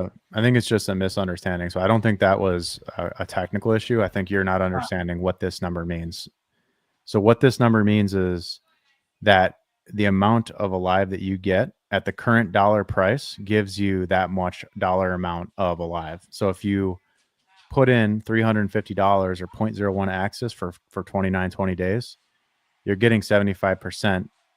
But the way that's calculated, it's the US dollar value of the units you got back. So unless you go and sell that, you're not really taking that 75% off the table, which means that your start payout is in 2.8864 Alive. So that's the issue, is like Remember that this rebate is just the dollar value of your start payout. That's all that is. And if you need more, if it's a technical issue and you approved it but you didn't stake it, that's a separate issue. There we go. But I've tried it. It works great. So yeah, double check the details. Like I put in the access, I approved it, I made the commitment, I received the Alive in my wallet. I've done so multiple times. I believe it's working pretty smooth. Sweet. Yeah, it's a two-step process. Approve it and then stake it. So now Far Out Aliens is saying, do we get access back after the 8-year max commitment? Yes, you get your half-year commitment. So if you commit 1 coin for max length, half your coin is coming back. Half of it gets burned. So yes, you get half that coin back, but the other half transforms or evolves into Alive. And 20% of it's paid out now, and 80% of it's paid out later. So that's how that works. When the 8-year commitment ends, you're getting back a half an Axis in this example, and then 1,186 Alive. So what if you end your commitment early? Is that an option, and does it do anything? It's a great question, and thank you for that. If you end it, so if you're on a timeline here, and this is year 8, and this is halfway, if you end it before 50%, you lose everything. So do not end and the reason why we did that is because if somebody gets hacked, the system shouldn't have to pay for your mistake. So the way we solve for that is like if somebody did an 8-year commitment and their seeds got stolen or they got compromised, and the hacker went in and tried to end these commitments before 50%, the hacker would end up with nothing.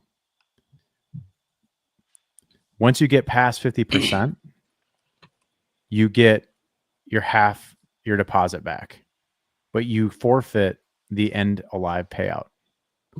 That makes sense. And based on the math, most of the money should be in the value of the Alive and the end payout. So you do forfeit that, which is a permanent burn on the system. So in this process, if you play through the mechanics with me and the game theory, if somebody commits 1 coin for 8 years and they get to 51% and they decide I'm taking the money because my Axis is worth so much money now, and they're willing to forego their Alive and payout, well, they burned a half an Axis when they started it 4 years ago, and now they're permanently burning 80% of the value of that was supposed to be paid on year 8 of the Alive from the end payout. So they're only bringing back into the circulating supply a half of the Axis in this example, or half their deposit. And so it's really good because if the system's successful enough, you're going to see a lot of guys that just want their half a coin back because they made a lot of money on the start payout and they made a lot of money on their locked Axis amount, and they're willing to lose the Alive end payout if the system's That's the successful. deflationary thing for Alive then, right? Like if people choose to do that, there'll be less Alive in the market than if they didn't choose to do that. That's right. And here's the other thing to think about is your diamond hand, your whales that are going to go, put in a whole Axis and then take that 0.5 and then put that in a liquidity pair with Alive and leave that for the next 8 years. They're probably going to get enough back in just liquidity pool rewards to get that other half of Axis back. Yeah, that's the other part that, it gets pretty deep. Like if you become an LP provider with Axis and Alive and you just left it in there for a year or two, you could make back more Alive and Axis than you ever committed and earned from the start payout in the first place. Like that's the part that's going over people's heads. And this whole system is shrinking and getting more and more deflationary over time. And so you're just earning more and more market share of the system by sitting in LP. I put a tweet up over a year ago, I think, but I said that the guys that understand liquidity providing are going to win the hardest this cycle. And, a year later, that has proved to be true. I know Axis talked about it on stream yesterday on just the value of the pool on Axis and UFO was what, 25,000 when you guys put it in, and it's worth 211,000 now. Yeah, I can pull that up just for people's viewing pleasure. You know, and how long has that pool even been up? It's only like 2 months or something. I think since August or September is when those went in. And so like the alien guy, the Grays, they like to bond things together and burn them forever. So that liquidity is locked in the system forever. And so we were able to partner with those guys and make something happen in that regard. And what was originally just a $25,000 LP position on PTGC and another $25,000 LP position on UFO, their combined value is now worth over $400,000 of value. It's amazing. That's huge. I'll let this kind of load in. It's, PulseX can be kind of slow. Oh, we got a new visitor. Who do we got? There he is. The man, the myth, the legend, folks. Bringing in and introducing the one and only.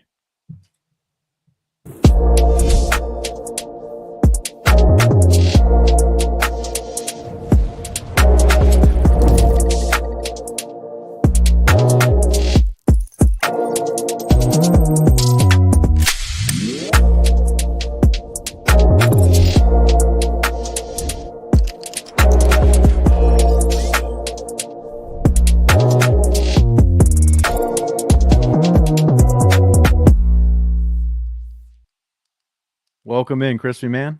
How you doing, buddy? Hey, congratulations. Hey, thanks, man. Big launch, man. I couldn't Now that sleep you're a here, lot. I don't have to hold down the hex for it anymore. So let me just throw this other hat on. Oh, man. What up, Crispy? What's up there, Mox? I shilled your site pretty hard this morning on Corey Greery's stream. Oh, man, I have to go check that out and see what you said. Like Thanks. 90% of what I said was really good about you, and then I talked a little bit of shit like I normally do. Well, low IQ and all. Right, so it's okay. I'm sitting about 58. That's good. That's good. Points- Nobody would points over complain about yaps. 58. Best of all. It's not like I heard you call me out and run me over with the bus and back over on me again. But hey, when you pulled up that liquidity the liquidity web, it's already up there. But go ahead and refresh. Okay. When you get a chance. And I know you're very nice. It was very nice. You say so many good things while pointing out my flaws and being slow. Oh yeah. You gotta keep you humble. Otherwise it might get to your head. Yeah, no shit. Oh, sorry, family. Hey, for Far Out Aliens, you know what I haven't seen yet? I almost got to do. I haven't done a V1 yet, but I think somebody should do a V1.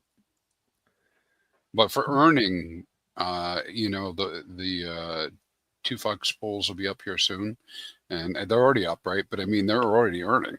And then if you're good at V3, which isn't for everybody,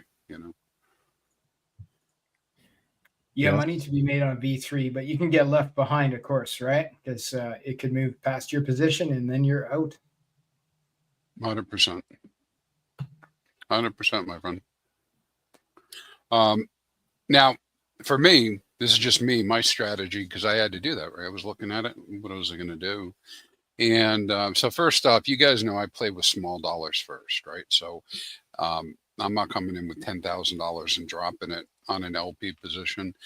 So for test positions, I like to do, if I'm going to do a $500 position, I'm okay if it goes out of range either way. So if I'm doing a tight range on Axis Alive, it's just fun for me to see what it does, because a lot of this stuff, particularly with LP, until I did it, until I actually did it, I didn't know what would happen. And sometimes it doesn't work the way you think it's going to work. Like I think Phineas is doing an okay job today with routing. There are some things that are showing up. Obviously, you can get through main pairs without too much trouble. But yeah, there's whitelisting. Whitelisting there. There's whitelisting on PulseX. Some people just use 9-inch and they don't see anything outside of 9-inch. Some people use a 9mm. All that inefficiency provides like opportunity. Yeah, so that's far where out. arbitrage comes in. Yeah. You know, and the arbitrage too. I was just going to say for Fire Aliens, I've become more and more of a fan of burnt V1 liquidity. And I don't think we're going to go into the detail here on the show, but man, there is some liquidity out there in V1. You guys, it is so bullish, both between what's burnt on purpose and what's burnt as a consequence of adding and removing liquidity on V1. And this will be no different. But yeah.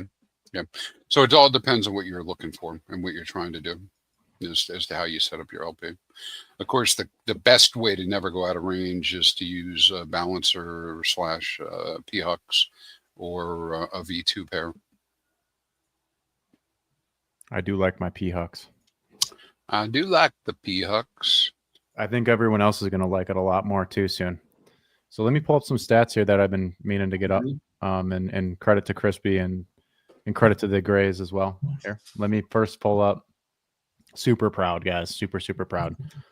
Axis and Alive are the number 1, 2, and 3 and 5 tokens, and Fire is number 7 on the network today. You know, who would have expected that? I didn't expect that to happen. You know, I didn't either, man. What an amazing thing. Let's see how much volume have we done. $200,000 of volume on a $12,000 pair of liquidity. Like, what does that really imply? Like, you know, my mind goes to somebody's botting it, but like, that's pretty cool. Like, they've been arbing it, and I don't know, like, it's like beyond my comprehension, like how that's possible. But then you got go ahead. I think the big thing that you saw right away was calm. That calm, like we you know. So guys, I know people might always just assume everything's planned, but a lot of things aren't planned, you know. And so somebody came in early and did a really big amount of comp, like I don't, it's quite a quad or whatever. But it's here. It's somebody put up 250 trillion com, which is like 14 grand against 101 Alive right away this morning. And I don't know who did it. So somebody came in right away, said, they with their money, they voted. They're like, I back this idea of making com valuable, making long-term hex staking great again, which that just warms my heart, man. It means that there's more than just me in the staking class that cares about the long-term vision, the original principles that Richard Hart set out for us. That's really what's going to take us from 2-cent hex to $20 hex, is when you get 1 million people that are getting paid to come into the system and you're paying them through the com start payout. And this system's proving it, because you're seeing Alive at 76%, 78% rebate, and we've already burned $200,000 of access today. Mm-hmm. Yeah, and I would shout out, besides obviously, you know, I'm interested in Axis, I'm interested in Fire, so we have Fire LP, we have the Pulse LP, we have the Axis LP, but then you get to Chad, Giga Chad. I mean, you know, taking a swing, Alive. And quads out there. Somebody came in with P wrapped BTC, loaded it up a little bit. Some of the Pulse Doge is out there, a couple pulls. So, you know, we're getting some people interested in partaking. For those who may not know, when you have really high volatility like this, right? It is a real boon to a token to get in on you know, with a pair, because that's what happened with the Fire. It wasn't my intention to kind of drive anything on charts. It was just that right after you announced the launch, I went and got some, and I started building the LP, because we know it takes some time. We had to beat back the bots, and once that was done, it started clipping along. So I don't expect Fire will be up at the top in terms of Axis or Alive, but it'll be hanging around there somewhere.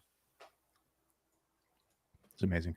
Okay, so next thing was the Grays pools. So remember, True Moxie was talking about how these pools, they started with $25,000 in them, but they've just sat in here in LP, and because UFO and Axis have performed and appreciated in value together, they're very highly correlated. They both performed. Now they're worth 10x that value, both of these pools. It's amazing.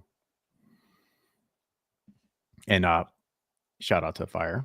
Fire is one of our biggest pairs. Always has been, always was. Oh, it actually shows up on this one.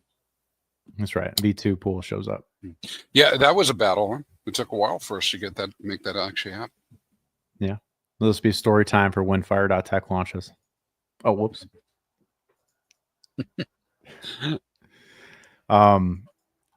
Guys, this is the highest pulse. So the highest PulseX liquidity we've had on Axis since the 100K top, the 98K top. So we're finally starting to recover in terms of LP on PulseX to the levels that we saw back in April when we topped on Axis, which was after the solid index launch. And this is just on PulseX. There's a lot more on 9-inch, and there's a lot more on PHUX, on PHUX. And the rewards are coming through the 2 PHUX platform soon. So pretty cool.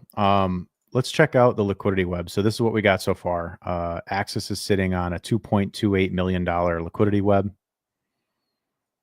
Alive, as far as everything off of PHUX, is sitting on 93,000 already. So in one day, it's up to 93,000. There's an additional 15 to 20,000 on PHUX. So you could say that there's about 110 grand on Alive and 2.28 million on Axis. Some of our biggest pairs is obviously the Brother, SolidX, and Fire. PTGC and UFO, we have good relationships with those guys, and then BBC as well with a farm on 9-inch. And it looks like Alive is most bonded to COM. So this is what we're looking at, guys. Pretty decent web so far. Started with just one pulse pool back in the day. Crispy, do you want to touch on this at all? Why does it matter that we have good relationships with people? Because the only reason why these cryptos go up is because people hold and don't sell. And when they work together and they bond them together, they amplify each other's pumps. So when something's pumping and the other thing's pumping, they act as amplifiers. So instead of this coin going up 2x and this coin going up 2x on its own, this one goes up 2x, this one goes up a 1.25x. But then because it went up a 1.25x, maybe some guy decides, oh, I'm going to 2x that. So now you're up 2.5x. And then because that went up 2.5x, this one goes up 4x.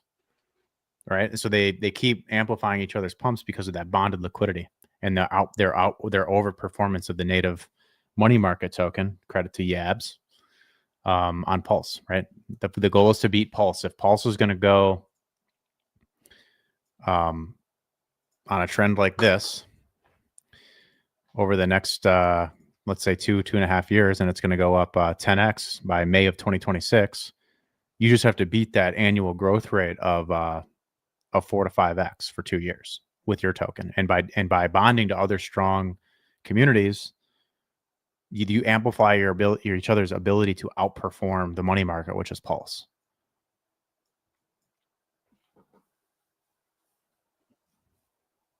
100%. Yeah. Yeah. I see all that too. Yeah. You know, I was thinking of it in a little bit different way, but all of that is very factual. What you just said, you know. So some people might have had something negative pop in their head when I said that. You know, I asked why it's important, right? And but I'm going to spin it the other way. Let's go positive. For the most part, everybody you see on the screen, well, not everybody we see on the screen, I think are just regular people, right? But for most of the part, the founders we've run into, the people we know that are building, they're all just regular people in crypto that decided to do something that we may judge based on whether they shouldn't. I mean, I get that, you know. I'm also very strong into Hex. I talk about that all the time. But just like anything else, if you don't have a connection with somebody, you know, how do you work together? You can't.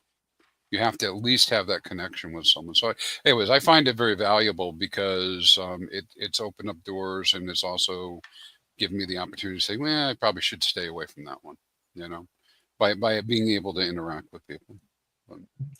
Yeah, not being a huge dick has its advantages. That's right.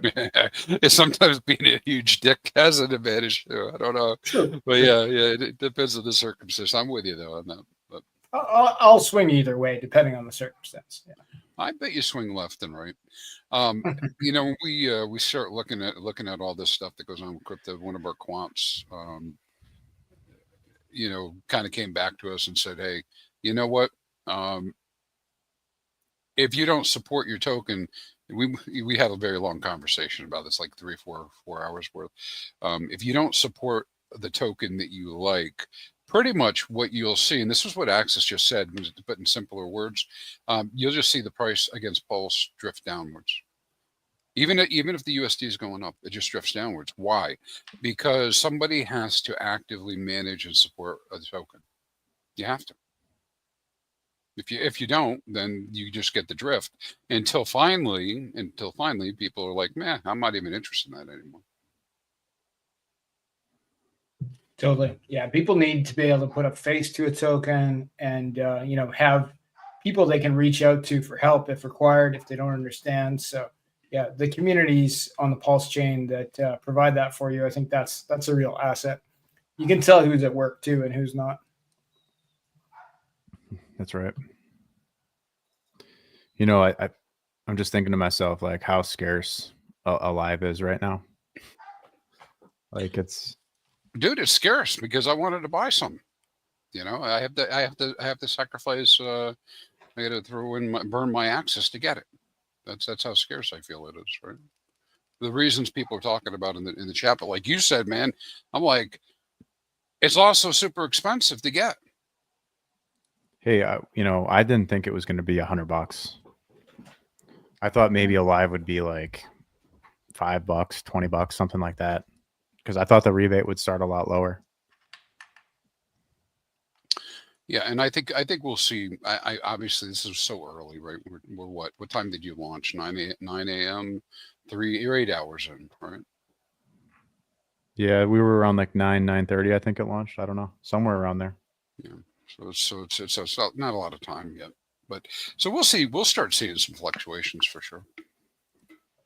And plus, everybody that just heard Moxie say he's the number one guy, going to try to knock him off the pedestal. They'll be like, I'm burning my access. That guy isn't gonna have all the Alive. Right? No, I will. You might. You might. Fun times. There's two sides to this, though. Like, obviously, there's the side where you could buy and hold Alive, anticipating that other people are going to burn Alive, and then you'll have a rarer commodity. So, there's multiple ways to play the game, which is what makes it interesting. There's a lot of game theory here. And the game really evolves over time and opens up when you start hitting years like 6, 7, and 8, and those end payouts start coming online. That's going to be a really interesting time period where people are going to stake their claim and capture large percentages of the inflation. I'm not just rotating from, staking Axis, burning it for, getting Alive. I'm also got liquidity set up. I'm playing every side of this I could possibly can to where no matter what, I'm going to win.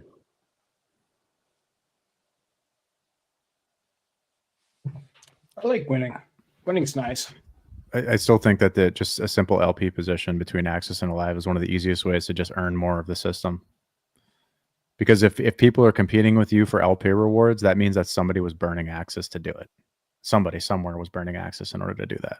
That's ultimately. So you're just getting in first. Like, it's all about first come, first serve. If you're into the LP first for longer, and someone else comes to compete with you later, it means they either had to buy Alive off market or somebody had to burn Axis to get the Alive to compete with you, which Axis wins in the process. And this is the same for Hex and COM, because COM only inflates at the rate of the T-share rate. So as the T-share rate climbs, COM is issued less and less and less, unless you stake more Hex for longer. And so they're mirror systems. We're showing what's possible with Hex and COM with what's going on with Axis and Alive right now.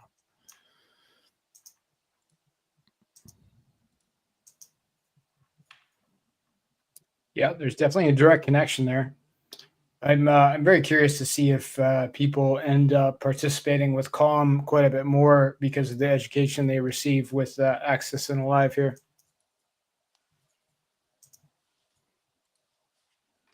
I'm hoping so. That was the intent. Yeah, that's what came. Yeah, Crypto Dave. It's because somebody else said it first, so I was able to get that word out. Plus, that might be somebody's name, you know. Hey, listen, I was just thinking the same thing there, Fast Abdul, because of what we just saw with this coupon rate, or the instant rebate. Doesn't this? It made me think this, right? Like I didn't think, like Axa said, I didn't think we'd be at 100% all day long. Right? It doesn't make sense to me, right? That we're at, well, not 100% all day. It's ranging, but I didn't expect it to be that high. And I think we're seeing that because there's just so much information, or excuse me, we're seeing that because there's so fewer liabilities, right? In terms of it's brand new, it just came out, and in Hex, if COM had only been rewarded just to new stakers, that might have been a big game changer. I mean, Kodak didn't design it that way, so it comes with the baggage of, and there's some pros and cons to that, but it comes with the baggage of everybody who has a stake that hasn't ended can still claim a portion of their start and their end, and so rightly so, because the DeFi people get it, the ones that do claim it, some of them just dump it right on the market, and rather than holding it and supporting. But I think this is really, I think maybe we'll be able to get people's attention on this whole idea that COM could be a doorway to increasing the value of Hex, because I had the same feeling with it. I like the COM. It's been doing very well. The community has been doing very well for me. So I wanted more of it, and I could buy it on the market, but I wanted to stake it because I want to get the APR, but I can't stake it unless I stake Hex first. And that drive me to look at, so how do I get the most COM? Quattro Cinco stake. And it drove me to do more X into my Quattro Cinco and lock it up. And so the brainiacs out here that are part of the community, they're like, yeah, if people get behind it, what you might find is that people will just restake their Hex for Quattro Cinco in order to get COM.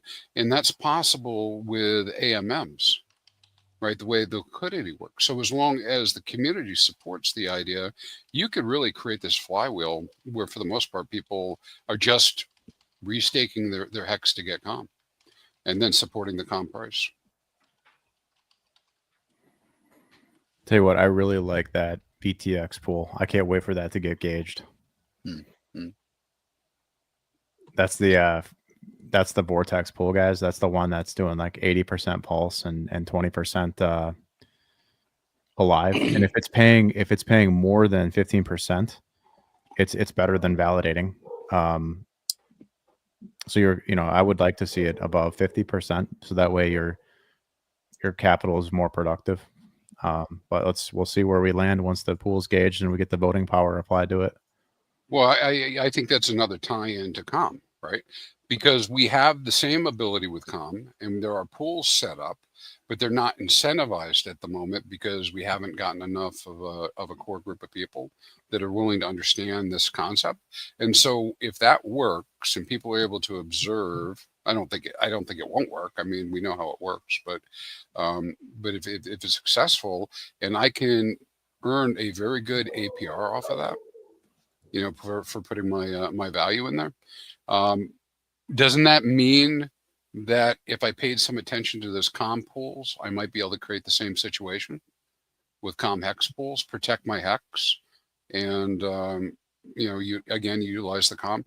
Anyways, I know I'm beating a dead horse, but this is why I like the whole live setup and why I'm interested in it, is to prove those this. COM pools are already there, so people could participate with that pool. They could vote for that pool. It's not getting a lot of love right now. I would anticipate that these access pools will get more love as far as voting power, that people are choosing to push towards them. But since the liquidity is connected, that could push on to COM as far as the value goes, for sure. Well, listen, number two, I think that we've got the pools out there. Johnny had set them up, like you said, and we can incentivize them. What's hard about that is that it is value.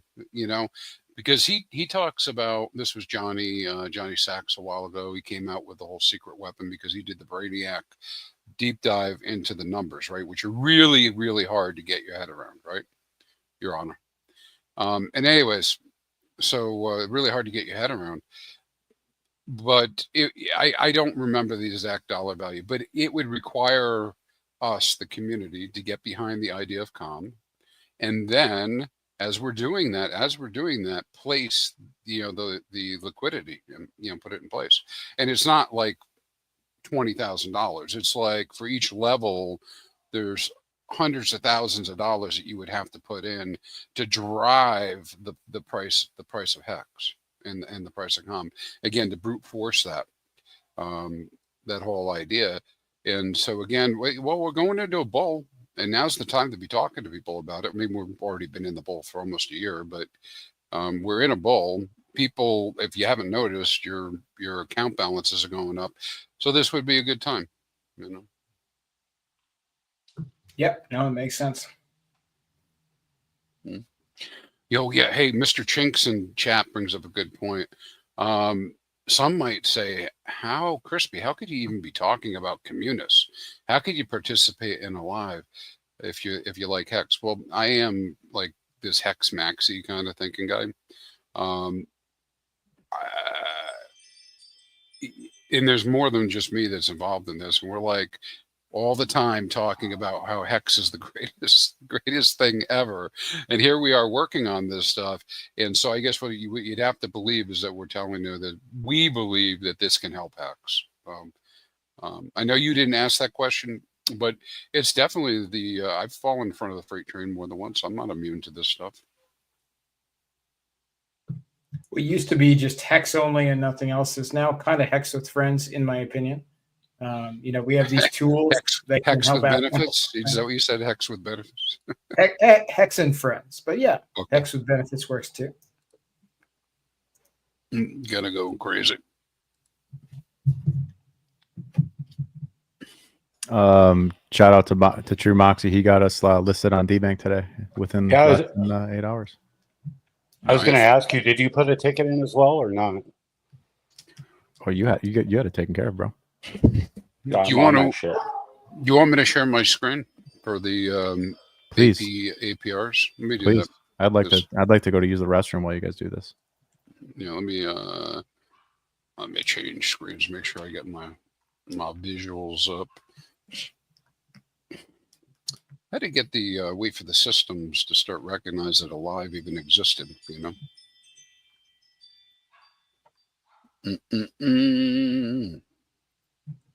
Get to the right place here.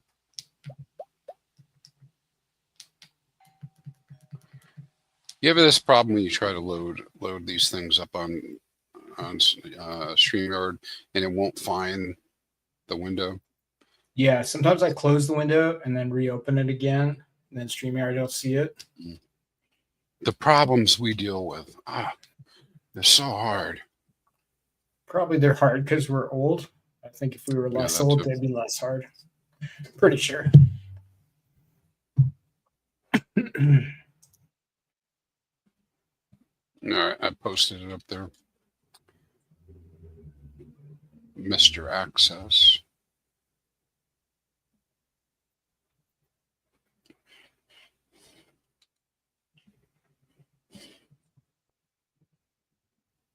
Dude. I know, especially now, Condor. I want more tokens of everything. I'm like, man, I've been accumulating for years, and now here I'm like, I need more tokens of everything. Should have done more. All right. So I'm just going to look real quick at this. Is what I call the spot APY, and we'll go look at Alive real quick. So we have that question. But just to explain what this is, you can't take this information at surface level. We got to dig into detail and everything. But what I use this for, this is coming from Deck Screener. So I grab the data from Deck Screener. And what I'm able to do is, because the pools are listed there, very quickly be able to get all the pairs that it shows listed for the tokens I'm interested in. And then what I'm able to do is kind of dig in and see, what the volumes have been, at least what they're showing on screen, right? See what the volumes have been, and 24 hour, 6 hour, whatever liquidity, and how fast they're turning. how fast they're turning. So some of them, particularly like this little one up here, I would be suspicious of this 2% pull, because somebody might have come into the V3 in and out of it. And because it did that, Deck Screener still showing the 24-hour volume is 27,000, but it might have been across a different value, previously. I'm going to come down a little bit. I'm going to go over to the Alive and look at the Alive directly, and we're going to sort these pairs out by the highest amount of liquidity that's here first. So on our list is the Communis. We talked about that. Of course, that's token to token, right? So some people might say, hey, that's not real value. Nevertheless, it is paying in tokens, and the APR that's listed here, or the APY is listed here, is in USD. And so at least during this period of time, I don't think this has been removed or anything. And this is a V2. And for any of you who track LP, anytime you see something that's above 10%, something's going on in V2. Because that's not normal, right? So this was a launch, makes it normal.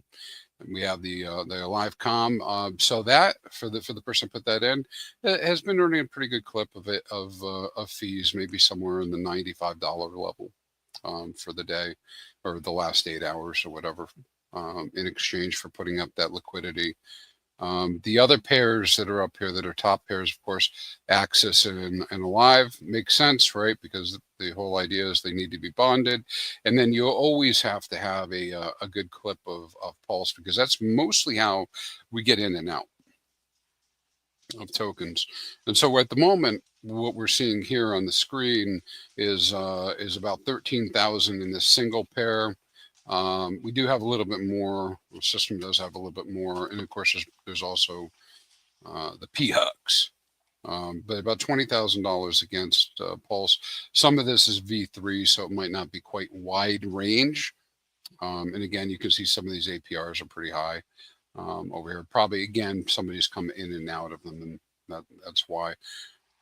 So it not always useful for that, but it's a big indicator for where there's been action within the system. So definitely the Alive Pulse has been a big one.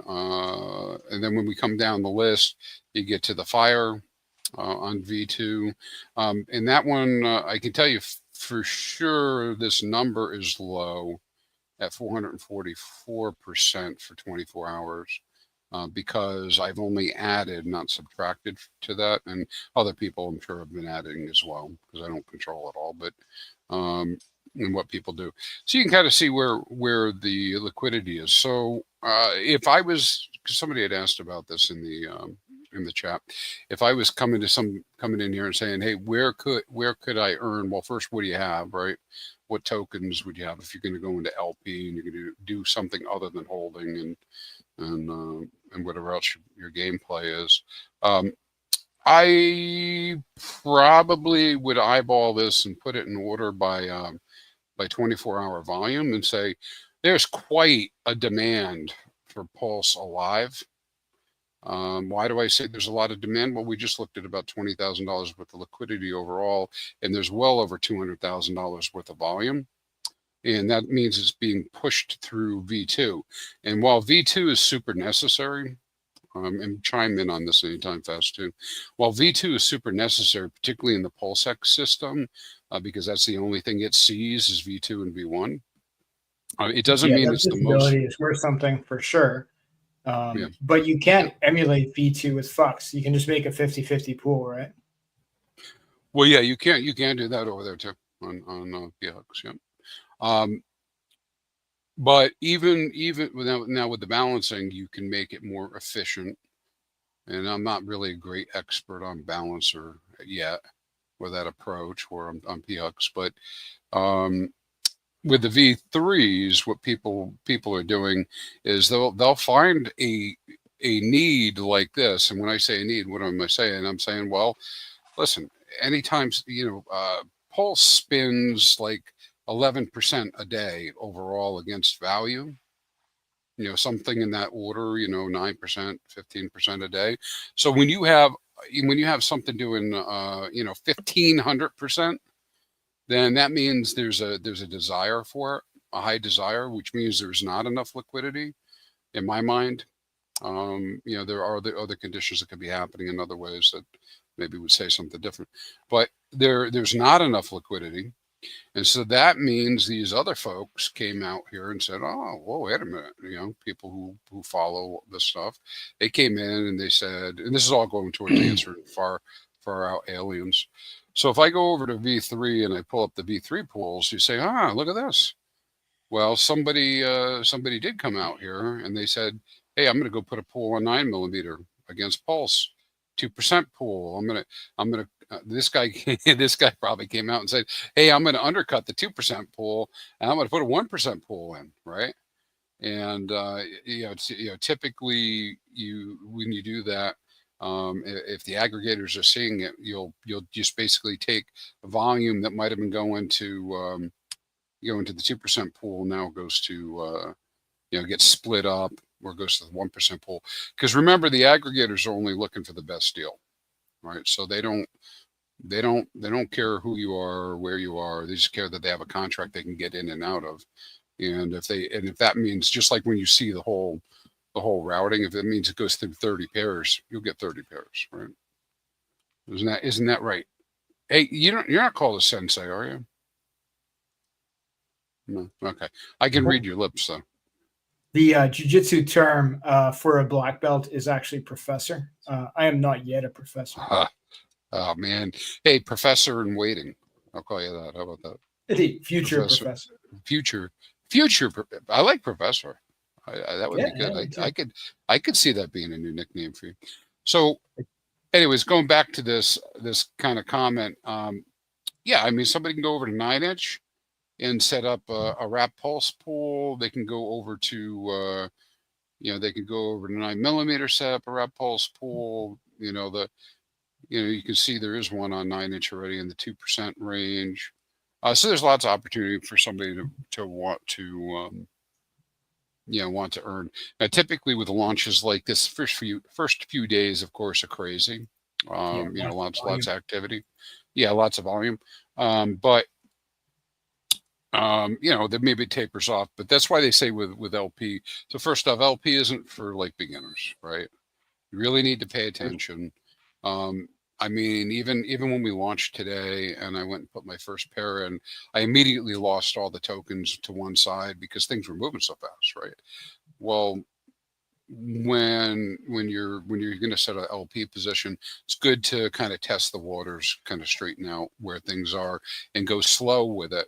Because we have seen people put, I don't know, Moxie can tell you stories about this too, where somebody will drop, $10 or $15,000 into a liquidity pool and they didn't realize the ratios were off. And it just poofs. It just poofs, right? I did it when Axis was at 20,000 and I can't remember what I was putting up against, but I was like 1-0 off. Ooh. And I instantly lost one Axis. It was a $20,000 mistake. Yeah, no, I mean, it's a $35,600 mistake.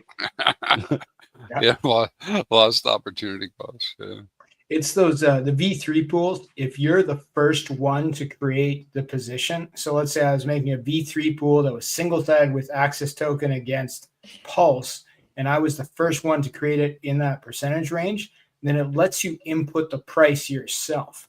And if you make a mistake and be like, oh, one Axis is worth 10 Pulse, then it will sell your Axis for 10 Pulse. It's going to be a problem. So if you're the first one in on a V3, you have to be very wary. Don't press the buttons too fast. Read everything thoroughly, because you are adding to a contract that does not care about you. It will just do its thing. 100%, man. Yeah. Hey, and along with that, V2 has the same thing. You have the benefit sometimes. Right. Sometimes for the first one, I agree. Yeah.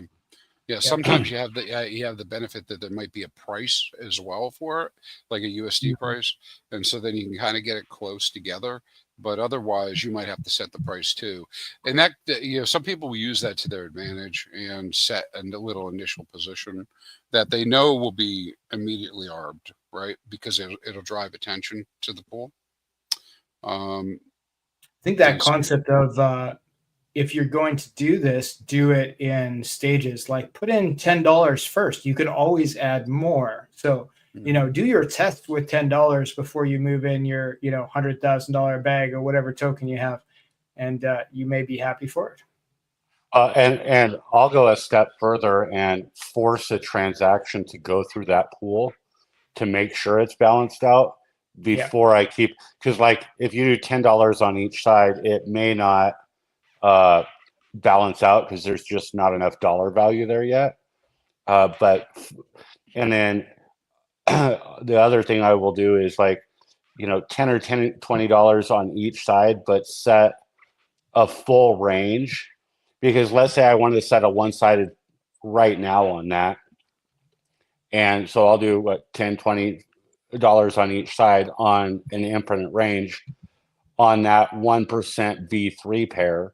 Then I can come in behind that, set a one-sided liquidity pair.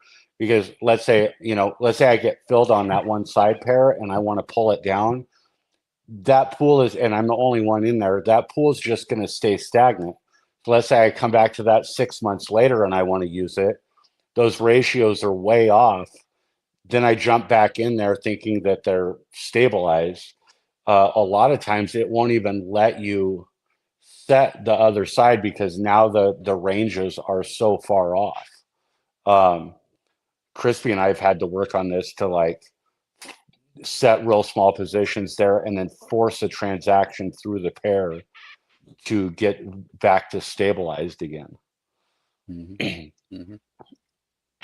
I wish people that didn't know how to properly use V3 wouldn't set initial positions and then completely pull them, because like you've got to be willing to like leave a little bit in there essentially for eternity. Now, what Crispy was talking about this earlier, and I learned this, shortly after Pulse Chain launch, is when you set a V1 position on PulseX, you can't ever completely pull that V1 pair.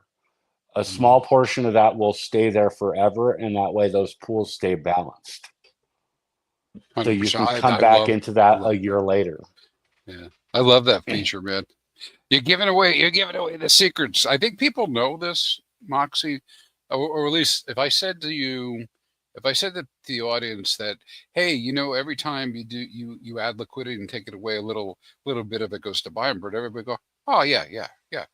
But what Moxie's getting at is we did that early with Fire and Axis before we saw any price appreciation, and that little bit that the buy and burn took rose in value, like, I don't know, 10,000x or something. It was some incredible number. I have no idea. I didn't do the tracking to go see what the original number was. But what happened is I started going back to the V1. I was looking at the V1. I was like, who has an Axis Fire pair for $3,000? Like this V1's out there. And I'm like, well, where did this come from? And I'm like asking Axis if he did it. And he was like, well, maybe somebody burned it. And so I got a hold of someone that I thought might have burned it. And he's like, no, I never burned. And then I went back. I had to go back and do the chain analysis because I thought maybe it was one of my wallets. And I found out, no, look, yeah, it was added and taken away. Now, let me give you a little bit more positive stuff on that. True Moxie. That's not just V1. It's also V2. Because remember, a piece always goes on V2 towards buy and burn as well. And so another way, like most people probably don't care about this, but I ran into this trying to make this visual, right? Because I said, well, I don't want to use Deck Screener because they don't show everything, right? How many times have we go to Deck Screener and it doesn't show everything? And so instead, I was going to go pull all the pairs. And I start looking at the pairs. I'm like, how can there be 120,000 pairs on PulseX? Well, the reason there's 120,000 pairs on PulseX, and the Atropa guys figured this out, Sonny's guys figured this out. A lot of people already figured this out. They already know what I'm talking about. They go in and they set these LP positions, and when they want to migrate, they just migrate. And those positions stay in place forever. And if there's enough appreciation, their reserve pulse value is pretty high. And so in a way you can look at it as recycling liquidity, but you're always leaving a little bit of liquidity behind. It's pretty cool stuff. Somebody in the chat was mentioning Alex from Hedron. Today we did see a new tweet from Alex saying that Hedron and Icosa V2 is very much alive, and they are testing it on the private testnet. What I assume is a private testnet, and that he indicated that it would have a lot of new features and reporting, including hex staking information, and that it may be a replacement for Hex Vision. To that level. I don't know any details other than he put this into his post. So that's going to be pretty cool, because again, hex related, I'm interested in that. I'm really looking forward to seeing some sort of confluence come together between the Hedrons and Icosa from both chains. And particularly, I would like to see a market built for HSIs. That's something they can really use. Now, for anybody who's ever asked my opinion, I've always said to them, hey, listen, if you're going to get an HSI, be ready to hold it till the end. Just like if I buy my DESI, I'm ready to hold it to the end. If I'm buying Maxi, I'm ready to hold it to the end, because otherwise, what I'm assuming there will be is a market. Now, DESI and Maxi a little bit different because there is an actual market, but sometimes the slippage can be really bad on that. But HSIs haven't been so much of a market, due to the bear and everything else. Technically, Hedron actually launched in a bear, did pretty good. But that brings me and do your own research. But there is a new protocol out here called Actuator. Yep. And if I high level, this is what I understand with Actuator. I can take my existing HSIs and deposit them over an Actuator and borrow up to 85% of the value of the HSI, and the value being the hex value that has accrued so far. Or I may create new hex stake instances directly through their protocol. And again, you got to do your own research, because I'm not saying it's safe or not safe. What I'm saying is there are people building on this stuff, and that's an example. And perhaps perhaps Alex is going to come forward with something different. That could be huge, and it would explain the 40% price increase on Icosa today. Yeah. Well, we did see that post. That's the kind of stuff that happens. I got a news announcement. We're up to 8.45 Axis tokens burned. $300,000 of Axis has been burned today. Wow. We're almost at 10 coins burned. That's mostly me. I just want you to know. Wait, what? That's mostly. I didn't know you were an Axis whale. What? That's mostly me, right? I'll burn another coin when we get to 5 million.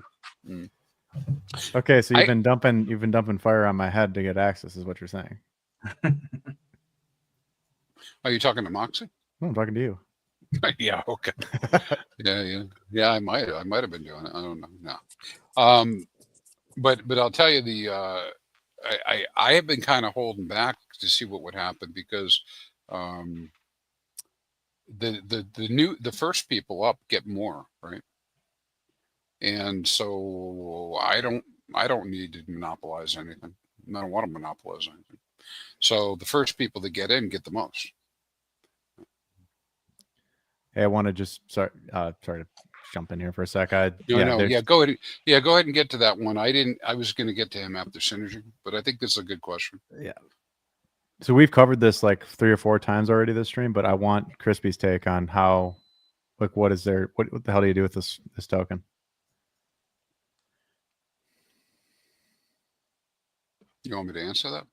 It's for entertainment purposes, right? And speculation.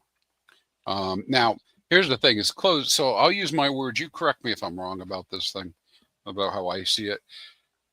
It's a closed garden kind of deal. I have access with value on the market, right? We could argue all day long about any token, whether it has any real value, intrinsic value, all blah blah blah blah. but there is real value tied to the token. People are speculating with it.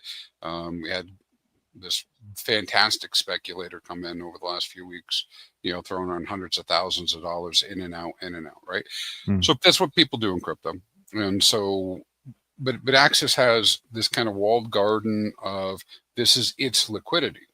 And so my interpretation of what's happening with Alive is when I burned my Axis, I'm going to get some of it back later.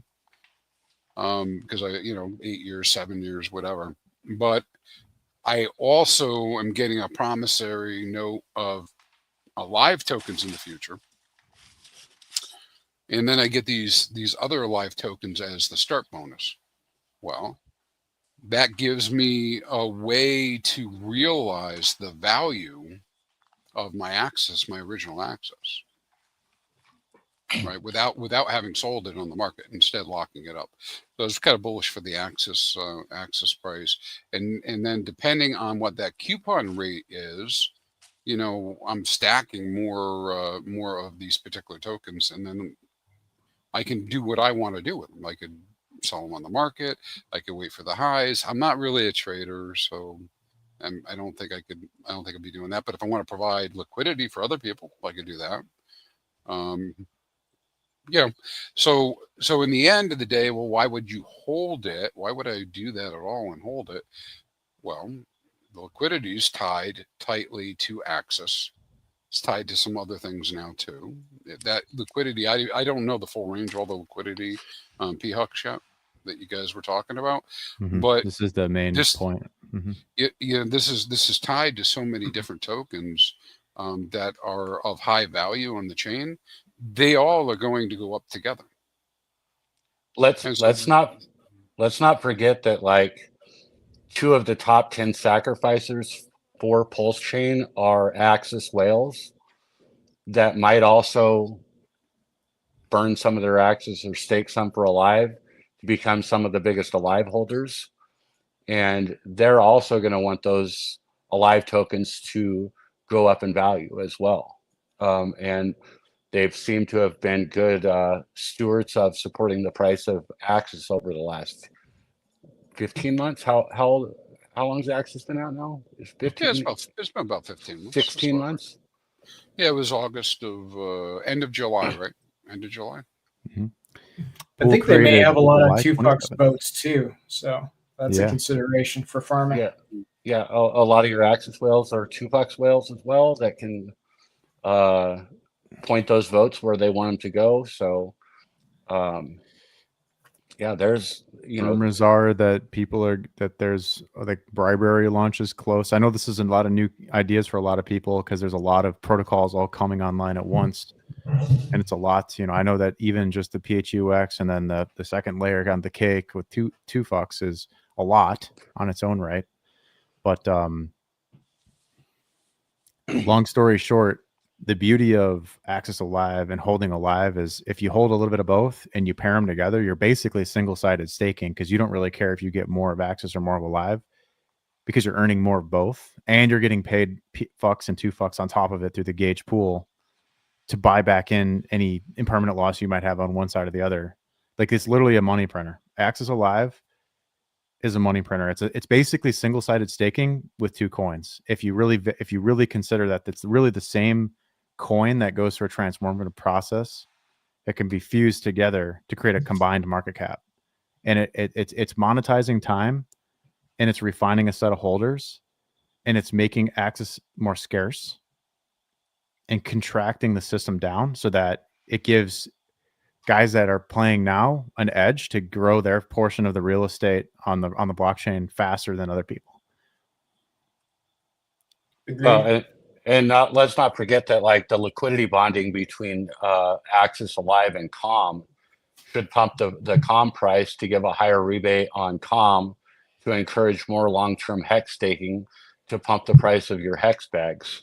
So if you're a big HEX holder and you got a lot of T-shares staked real far out, by supporting this system to support COM ends up pumping your HEX bags later on so that there's going to be, that 36.90 value. You know, hex can be at $36.90, and when your 5-year hex stakes are ending from now.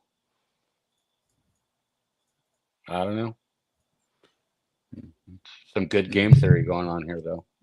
Yeah, I mean, you know, so when people ask those types of questions too, Moxie, I'm like, well, let's first off, let's dispatch with, does crypto have value anyways? Because you guys are already here, room, so you already must be thinking it has some sort of value, so we can like not argue about whether or not anything has value that's crypto, right? And then so when you once you're already in crypto, it's like, well, I don't know, what does my SHIB do? I know it sits in my wallet, you know, unless I LP it. You know, what does my Doge do?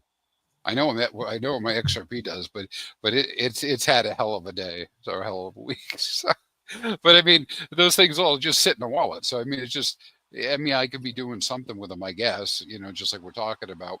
And so, just like other tokens that we have on Pulse Chain, you know, people might be putting them into farms, right? That's what I did with my Pulse and PulseX, right? Earn fees there, or I go over to the PX and the 2P hooks, or I'm over with my big 9-inch, you know, and putting them in there, and you know, whatever it is that, you know, we can do with these things to do additional value. But it's probably good just dispense with the whole does crypto have value anyways argument, and just push the I believe button, and then okay, so I believe that crypto has value because, you know, come up with your own reason why. But now, how do you generate more value from it, which might benefit you in some way, right? And What so, has your bank done for you lately? I think it's a relevant question. That's the comparison to me. Like, what they is the charge interest rate I can get on my savings account? Oh, they charge me 0.7. fees. They charge me fees. Yeah. So the Axis token was launched as a learning tool for the Axis Live members. And I'll tell you, the one thing that I've learned the most from Axis is that investing early with the most unknowns is going to create the biggest upside, because not many people were willing to get into Axis when it was under $100 or under $500 or under $1,000 and hold it long term to where it is today. Most people bought Axis around $15,000 to $20,000 is where we picked up the most users. Yeah. Once it was stabilized, once they knew the fire whale was in there, you know, so getting into a live early and with the most unknowns is probably the I mean, there's a lot of knowns about it right now, but you know, the sooner you get in with the most unknowns about it is what's going to give you the biggest upside. And that's not just for these coins, but for any token out there. Yeah. Well, hey, dude, you know, I know I'm more risk adverse for sure, right? You know how I operate, because like Moxie's like, hey man, there's this really cool thing I'm interested in, and I'm going to go through blah, blah, blah. And I'm like, can I buy $5 of that? You know, so like, that's kind of my speed. But every one of these tokens is like this, right? Because look, it's not financial advice to do anything. I'm not telling anybody to do anything. But when Axis went up to 14K, and I was telling my buddies about it, they were like, these are like almost no coiners, and they're like, wow, that's amazing. This is fantastic. You're doing so great. And when it came down to 3, I was like, hey, you might want to buy some. They were like, oh no. No I way. mean, there's Nobody no way. wants to buy the bottom. So it's not, listen, I do that stuff too, man. I fade all sorts of stuff. You know, Not many. I remember when at bottom, you know, Liquid Loans launched, we got off the cruise. Axis had kind of bottomed at 2K, and like nobody was interested at $2,000. Yeah, I mean, it was just you and me. And we were puffing up Axis. Oh, it's okay. Actually, the true believer is, you know, beyond if not Axis, who? If not Axis, who's the true believer? But I think this has always been about that whole idea of delayed gratification, you know, and how do you hang on? It's hard, right? We're imperfect, for sure. Well, and here's another thing is like, how do you make 1,000x in crypto? Well, you don't sell at a 50x. You don't sell at 100x. You don't sell at a 500x. Like, if you can't keep your hand off the sell button, and we see it nonstop in Pulse Chain, like people are just willing to dump PulseX. And I mean, I watched a wallet sell $400,000 worth of PulseX yesterday into wrapped ETH and bridge it out at like, 65% down from stack rate. And you're really willing to sell 400 grand worth of this thing at 65% off at stack rate right now. Like, that's insane to me. Absolutely insane. And people think they're going to get 1,000x or a 10,000x or 14,000x. Like, if you can't not sell after it just pumped a 2x, like, dude, go lock your keys up somewhere where you can't touch your shit and like wait a few years. Yeah. Yeah. Well, I'm right there with you. Want to hear a funny story today? This happened 2 days ago. So when I retired from work, right, I got the moniker. Everybody's like shaking their head because, listen, I'm in my 50s. And that is like peak earnings, right, in your 50s for most people. It's like not the time to retire. Like, this is like the biggest mistake you could ever make is to leave work in your 50s because you don't usually get a chance to earn after that, right? Crypto's a different story, right? And so I became known as the Bitcoin trading guy, right? Do you think I trade Bitcoin? Did I ever say I trade Bitcoin? I never told anybody else I trade Bitcoin either. I just told them that I was into crypto and specifically Hex and tried to tell as many people as I could. And when I told them about that, they actually ghosted me, right? People just ghosted me, right? So I get this. Originally I had been buying and holding Bitcoin coming into 18 before I found Richard. And really kind of got on the whole Hex bandwagon. And so anyways, I get this message the other day from the guy saying, "What are you doing with all that Bitcoin? You must be selling it. You must be going crazy selling it now." And I just wrote back. I said, "I don't sell bottoms." Good policy. Well, I mean, but that's Moxie's point, right? I mean, sure, you could be taking profits particularly if you've been in some pain with any crypto overall this time, and now we're finally back to maybe you've earned something or whatnot. But why would you sell Bitcoin now when it looks like a pretty good shot that it's going to go to 240? I don't know about 1 million, but maybe 240. Why would I sell ETH when I'm pretty sure it's going to 15? I'm not, don't take my word for it. We'll see what happens. Maybe it'll be 9. I don't know. Why would I sell my Pulse when it's going to 2 cents? It's just the series of stuff. And then even as I say that, I am working on my own little things, right, to secure value, to be ready as we go to the top. And you have to try to figure out what your levels are going to be as we move up. Speaking of, go ahead, Monty. What was that you posted in the boardroom the other day about this guy that traded like over $1 million in value but like 70K or something like that? Yeah. What was the stats on that again? I don't remember the exact stats, but I can give you the story with it. This is a guy that came in with he sold the top of Ink. And it might not have been the top. It was a top, one of the tops. He didn't sell like an $80 top, right? Because that would have been pure genius. But none of us had the kind of money that he had at that time. And anyways, what he was able to do was turn around and put that in the USDC. And then he used the USDC to trade. He might be listening here. I don't know who the guy is exactly. But he had posted one of our chats. But then he was using the USDC to trade.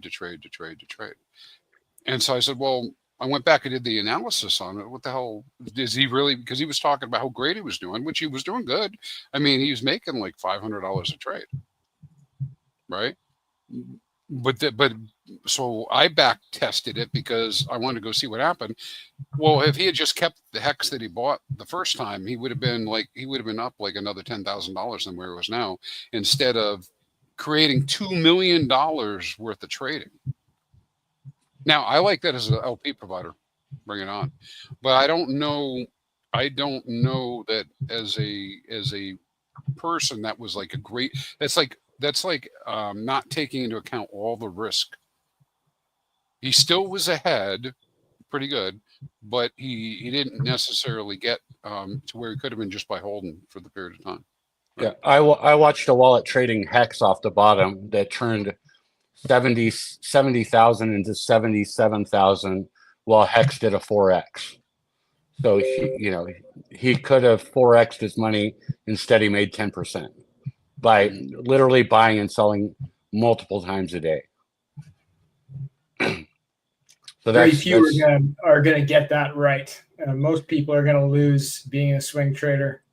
Statistically, it is not the winning play. So on paper he won, but in reality he lost, right? Because he has less units of Hex, but he's got $7,000 more cash.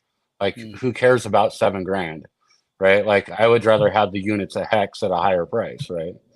Like, and that's where like understanding like dollar value is irrelevant, whereas accumulating more units is the long-term goal.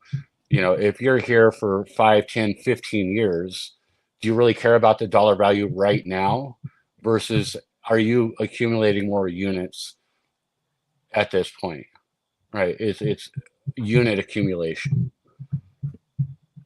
Yep. Yeah, I think that's real because so again, the guys don't beat up on me because I keep talking about not trading myself, right?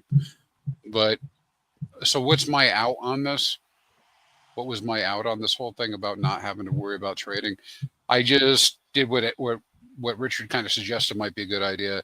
I went into Pulse X, and Hex, and I have high units for me, high units, and it's spread against those.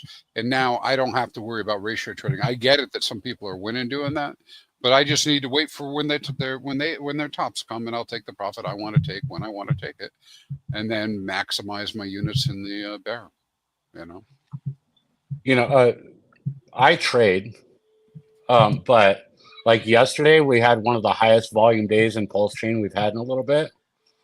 I didn't do anything yesterday. Yesterday was a day where like more people were trading because we had green candles. Those are the days you're going to get the most wrecked trying to trade against other people, right? Like it's low volume days when we're going sideways and getting those positions set for later on. Agreed. Yeah, now's the time to accumulate, and trading may come later, in my opinion. I'm a button presser, so like I always want to press the buttons, and I found farming was my solution that saves me from myself, because like I can press the claim button, but not the sell button, and I find I win much harder that way. I find once I put money into the farms that like I just forget about that stack.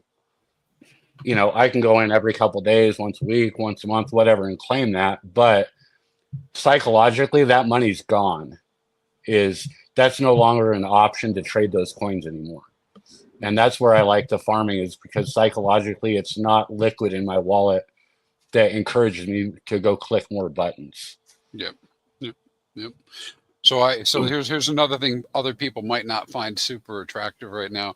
That's what attracts me to stable LP, because it feels to me to be guilt free,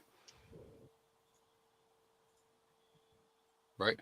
Like who am I hurting if I decide to take my I take my returns. Not that I should feel guilty, but like if I take something of any token that I'm in that's a small token, and I decide I'm going to go dump everything I have, then it affects the market, maybe, right? But yeah, I mean, with just earning fees, particularly in stables, I'm like, yeah, okay, this is pretty good, pretty cool. Yeah, stables are. There's no shame in making extra yield on stables, and there's no guilt either. Yeah, well, there's really no guilt on doing it anyways. But I mean, that's why the farms are up and the LP is up.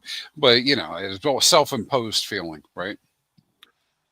Maybe I should get over that. I don't know. I don't know. But Mr. Chinks is saying, hey, too many people using hex for the exact opposite of what it was invented for. You're very right. 100%. 100%. I've, again, won't be a surprise anybody sees me streaming. Not financial advice number 2 for anyone else. But for me, I guess you're not number 2, you're captain or I'm the perspective. captain now. But the thing about it though is with hex, man, there's such an opportunity. Like, does anybody really think the hex isn't going to go up anymore ever at this point? Okay, sure. When we were at the bottom, and maybe the fudders could have gotten some traction with that, but now it looks pretty likely it's going to go up and range around, and so that means all this false FUD about it being dead is gone. And so now we have this new situation where we're going to see better prices at some point, probably, go up with the market because it's tied to liquidity. And, does anybody think Bitcoin's going down? No. Anybody thinking that ETH's going down to nothing? No. They're tied to Pulse. Pulse is going up. All of our tokens are tied to Pulse, including Hex. It's going up, right? So we know it's going to go up in value. At least there's a good chance, right?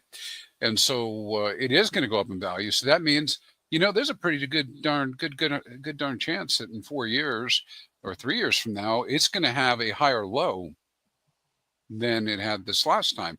They're not going to see another 99% dip. Maybe it'll be a 95 or 90. I mean, that was pretty much in the cards for Bitcoin. It started coming down. It was like 95 or 98, maybe one of the times in 95 or 95, 90, 85. Now the dips are getting smaller. So yeah, I'm a big proponent of staking Hex because I'm like, man, there's and it's amplified over the fact that, when I say staking Hex, I mean for longer time frames in a ladder. Now I'm looking at it, I'm like, man, there's so many people fading it that we could see some insane APRs, like insane. Like I was working with one of my consults the other day. We were kind of looking at this. And we're talking about a couple hundred hex per day per T share, possibilities, right? I mean, the guys that are saying like, aren't we supposed to just hold and stake Hex? Well, if that was the case, like, where's the volatility is, what attracts traders to Hex. A lot of these people don't, there's a lot of the community that doesn't even believe in staking.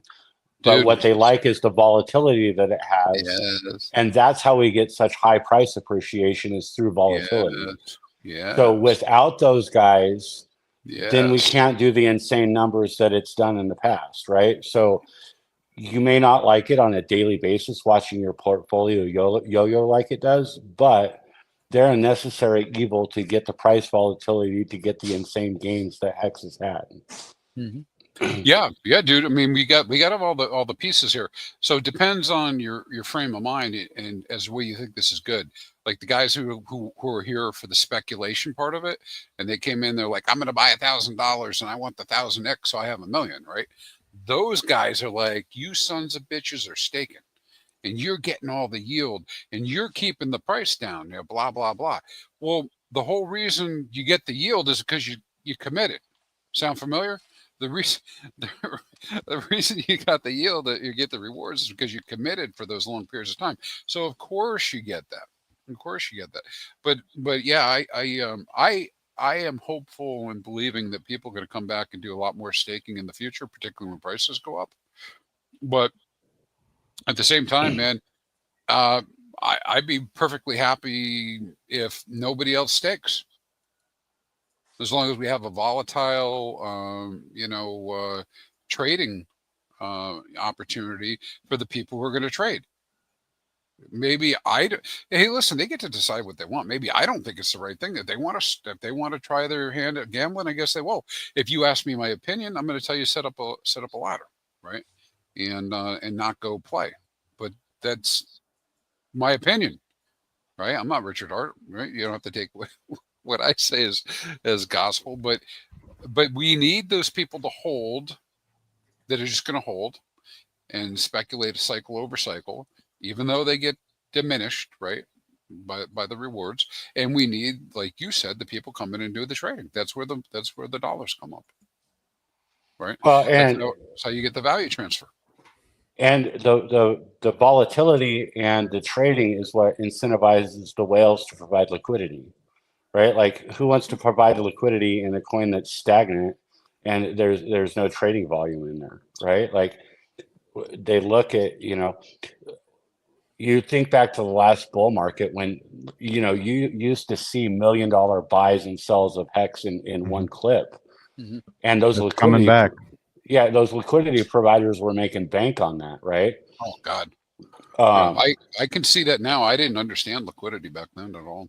so volatility encourages and volume encourages liquidity providers, which, so you have to have people willing to play every aspect of the game in order for the system to work, right? Like, your big whales aren't necessarily like just going to buy and stake HEX. Like, they're gonna buy maybe stake HEX. They're gonna trade. They're gonna provide liquidity, right? Like, if you're a small guy, and I would consider anybody with like less than 50, 100 grand, you're still a small guy in the system. To the overall big players, like that's not a lot of money in the grand scheme of things, right? We got 1,000 live across Twitter and YouTube right now. Thanks everybody for joining in. I'm sure some of those are Nice. bots, but hey, man, that's pretty good. Yeah. Hey, bots are people too, and pretty soon they're going to do all the trading for us. Soon enough, right? Don't be banging on them, man. Got some big buys coming in on the buy bot right now. Nice. Let's go. So the interesting thing is, like, if Axis price is climbing up again, up right now, which is what's happening, is Axis keeps getting bought because it's getting scarcer. People are getting it, they're committing, and then they're selling the Alive or whatever. The more that's happening, Axis is appreciating, and it's getting farther away from the Alive price. And so the rebate's going down, down, down, down, but they're both going up relatively, because if you look at Alive on the dollar chart, it's actually flat and increasing right now. So Alive is up 3% in the last 10 minutes as Axis is climbing and people are dumping Alive, but Axis is mitigating the downside pressure by pulling both up at the same time. So it looks like this: Axis is climbing, Alive is going up, getting dumped, but getting dragged up, dumped, dragged up, dumped, dragged up, and Axis is just like the share rate going up and up and up and up as it gets more and more deflationary. Mm-hmm. Yeah, crazy times. Because big solid X buys coming through right now. Wow. So dude. one of my little test range pools is earning 200 and say was it 240? No, 2,400% APR at the moment. That's the rate it's earning. Didn't earn that much, and that's just doing an Axis Alive V3. And for anybody listening, yes, I understand that this is almost like trading, but I put up a range, a relatively tight range, to see what would happen, and so it's burning, all right, what'd you say? We had 1,000 people live. 1,017, 1,015. All right, if they send Axis to 40K while we're live, I'll burn another Axis. I'll stake one out max. All right. Well, we're at 8.46 40K. right now. if you burn one, Well, I'm going to stake it. I'm going to burn half of one. I'm not going to burn. Technically, I'd burn half one. I want Fast Abdul to come back dressed as Princess Leia. Come back. I'll say that I don't have a Princess Leia costume on hand, but I'll look into it for you, Crispy. I got my Beetlejuice costume. I'll put it on if you want. I got my King of the North costume too. Furs and all. Sounds pretty awesome. We got not to cut off the whole titty show talk, but we got 400 holders of Alive now, and just for some perspective, it took like Axis, I think, Oh man, it was like a Three year. or 3 to Like that. 5 months to get 400 holders. It took a It long felt like time. it felt like a year. Hey, quick question for you guys in here. Do you guys want to run the show if I leave, or do you want me to shut her down? I think if we've accomplished what you want, probably. I mean, it was an amazing launch party, guys. I really thoroughly enjoyed everyone's commentary. Jason, you bring the heat, bro. You need to start getting your opinions out there more because you're skilled. You come from a high skill, high risk background, which really lends itself nicely to crypto. And then Yeah, I agree. Good balancing for that part. I'm former professional poker player is what he's referring to. Nice. Really?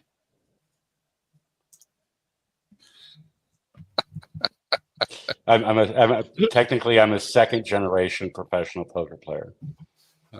Yes, My dad played for a living for 40 years as well.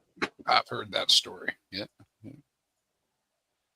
I want to send access to 40K. We got a shot. There's 1,000 people watching. That doesn't even take that much money. what are we at right now on dollars? 35.8. Well, I don't know about that. I don't know about that. I think the bigger challenge is like, look, if somebody wants to come in and send Pulse, it'll get there. It will. Yeah, I mean, Axis would actually be a lot higher today if Pulse wasn't down on the day. I guess it's still technically almost slightly a green candle. It's cooking. Look at that. Cooking with grease. Hey, DJ Cryptomatic, I see you out there. I didn't know Hex Monkey was a bot. Did you know that? That makes sense with the symbols and everything.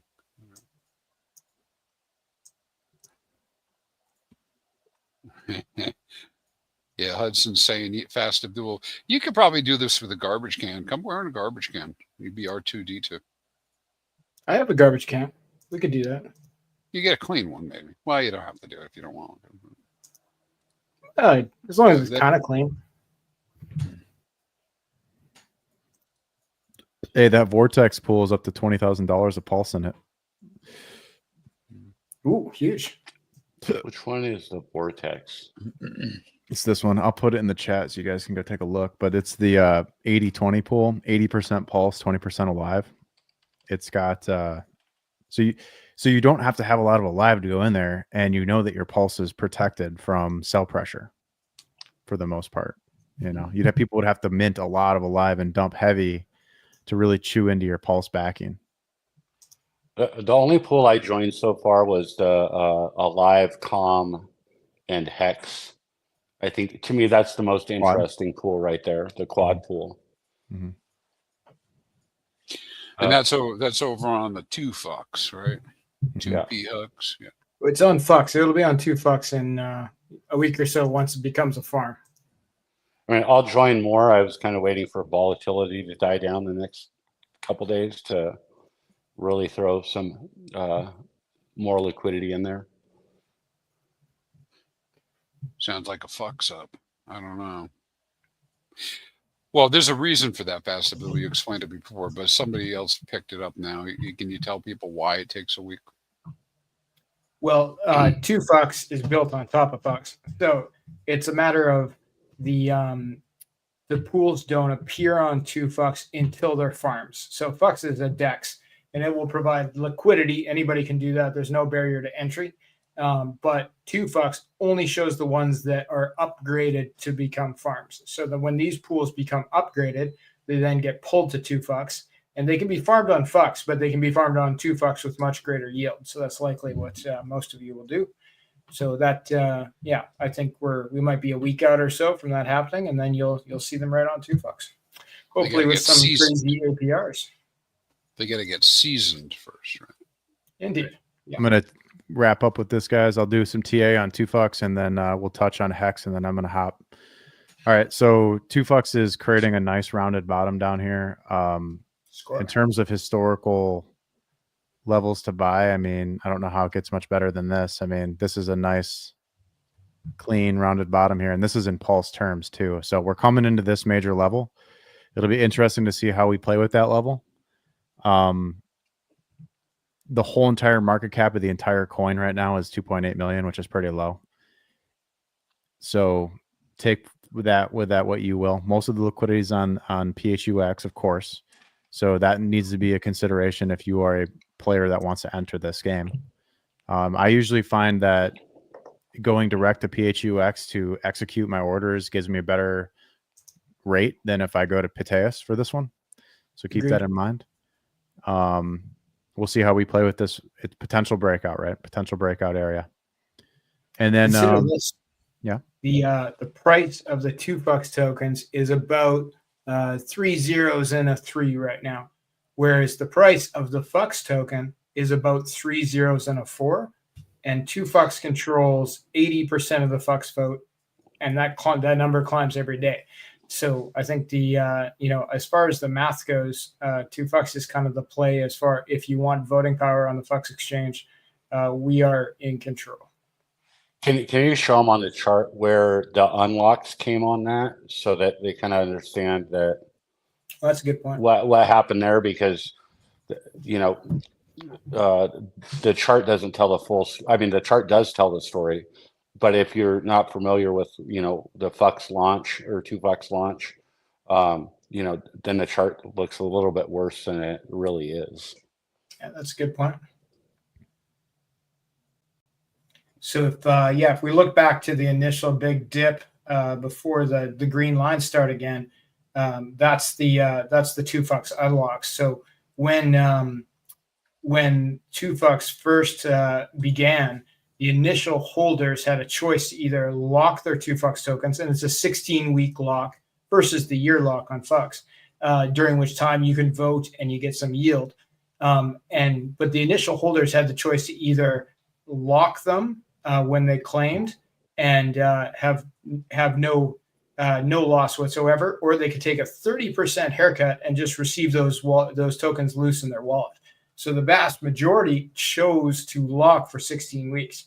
So after that 16-week period, there was a sort of a natural dumpamental where people had their first opportunity to sell if they chose not to take a 30% haircut. By the way, that 30% went to those who chose to lock, and they've already received it. So we're sort of recovering from that, but that was our big down event, and that's over now. Everybody who's locked now has relocked, and because they've chosen to, because they want the power and the yield that those votes bring.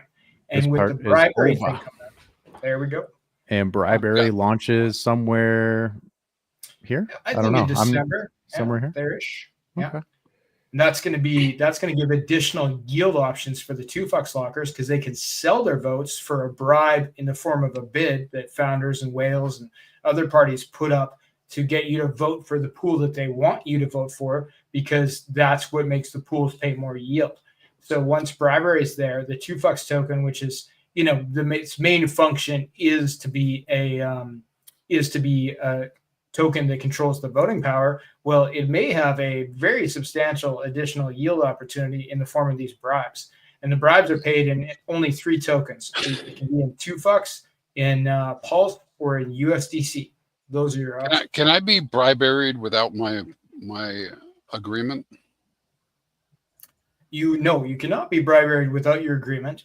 You will have to go in, and you'll actually have a list of bribes to choose from, and you could choose to take them or not take them, and you'll see where your vote is going.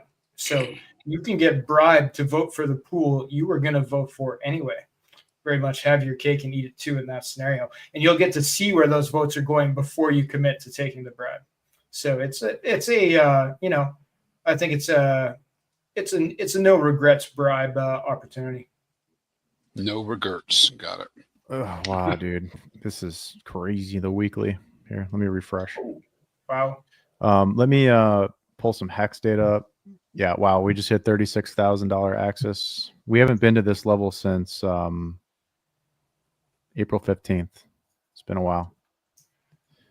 40K on the way? Maybe. Could be.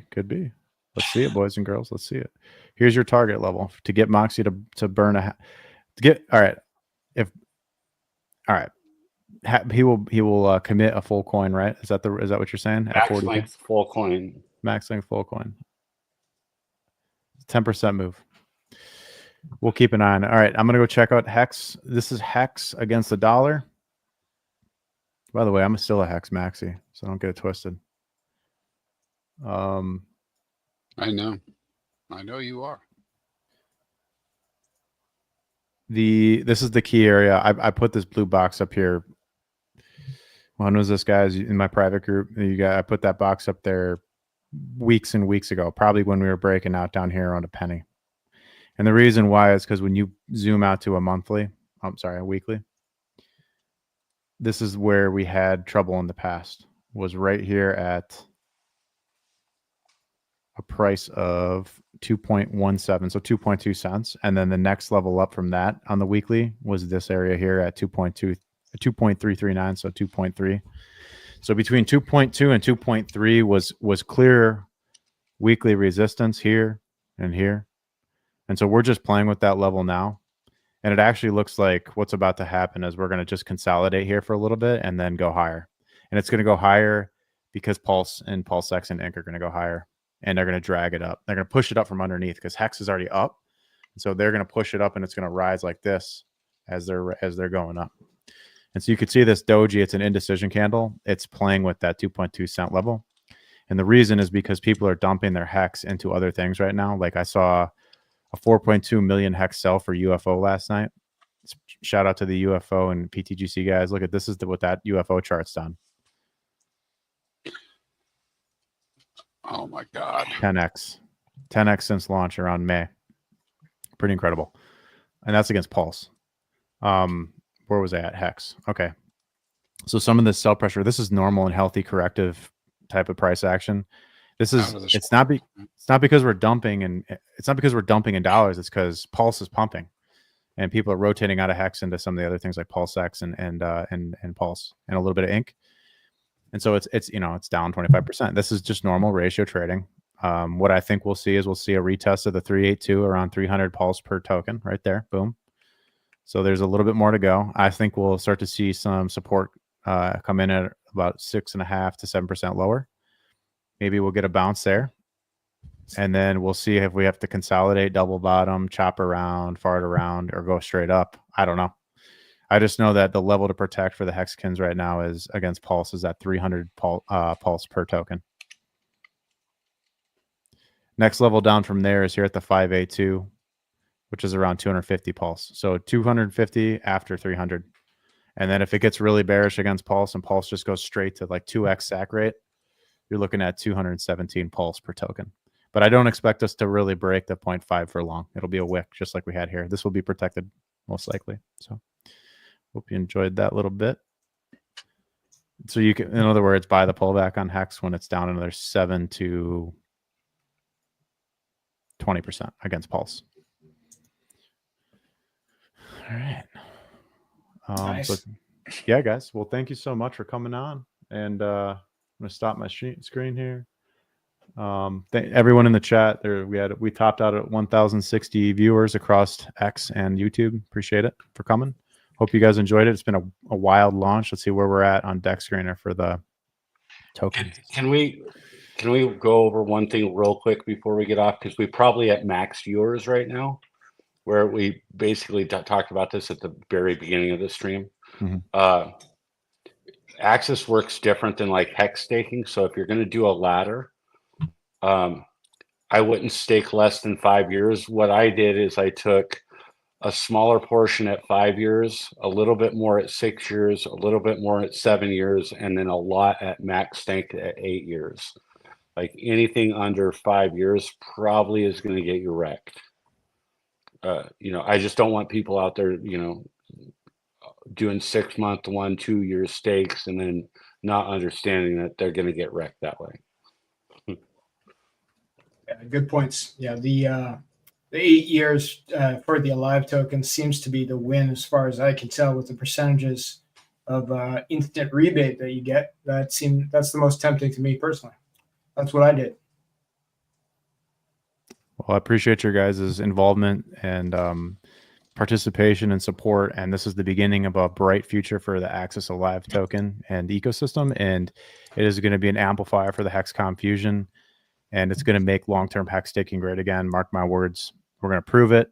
We're going to bond them in a bigger way as the gauge pools come online. We're going to crowdsource all that from the community. Currently, Axis and Alive tokens are the top, are 5 of the top 6 pairs. 4 of the top pairs on Dex Arena right now are Axis and Alive token pairs. So you guys kick ass. My dev team's amazing. I love those guys to death. And thank you so much to the boardroom and elite members for supporting me through this period. I know it took a long time to launch, but it's been well worth the wait. And expect the stats page to come online soonish. Like, we're talking really soon. Could be within the next day or two. Well, the stats page will come online, which is going to open up a whole new level of transparency. How you guys can look at the data. And when that happens, we will do another live stream and go through it and demo it for you guys. So thanks everyone for joining me today. Appreciate it. And we'll see you guys soon. Makes Axis Later. alive. Keep it alive.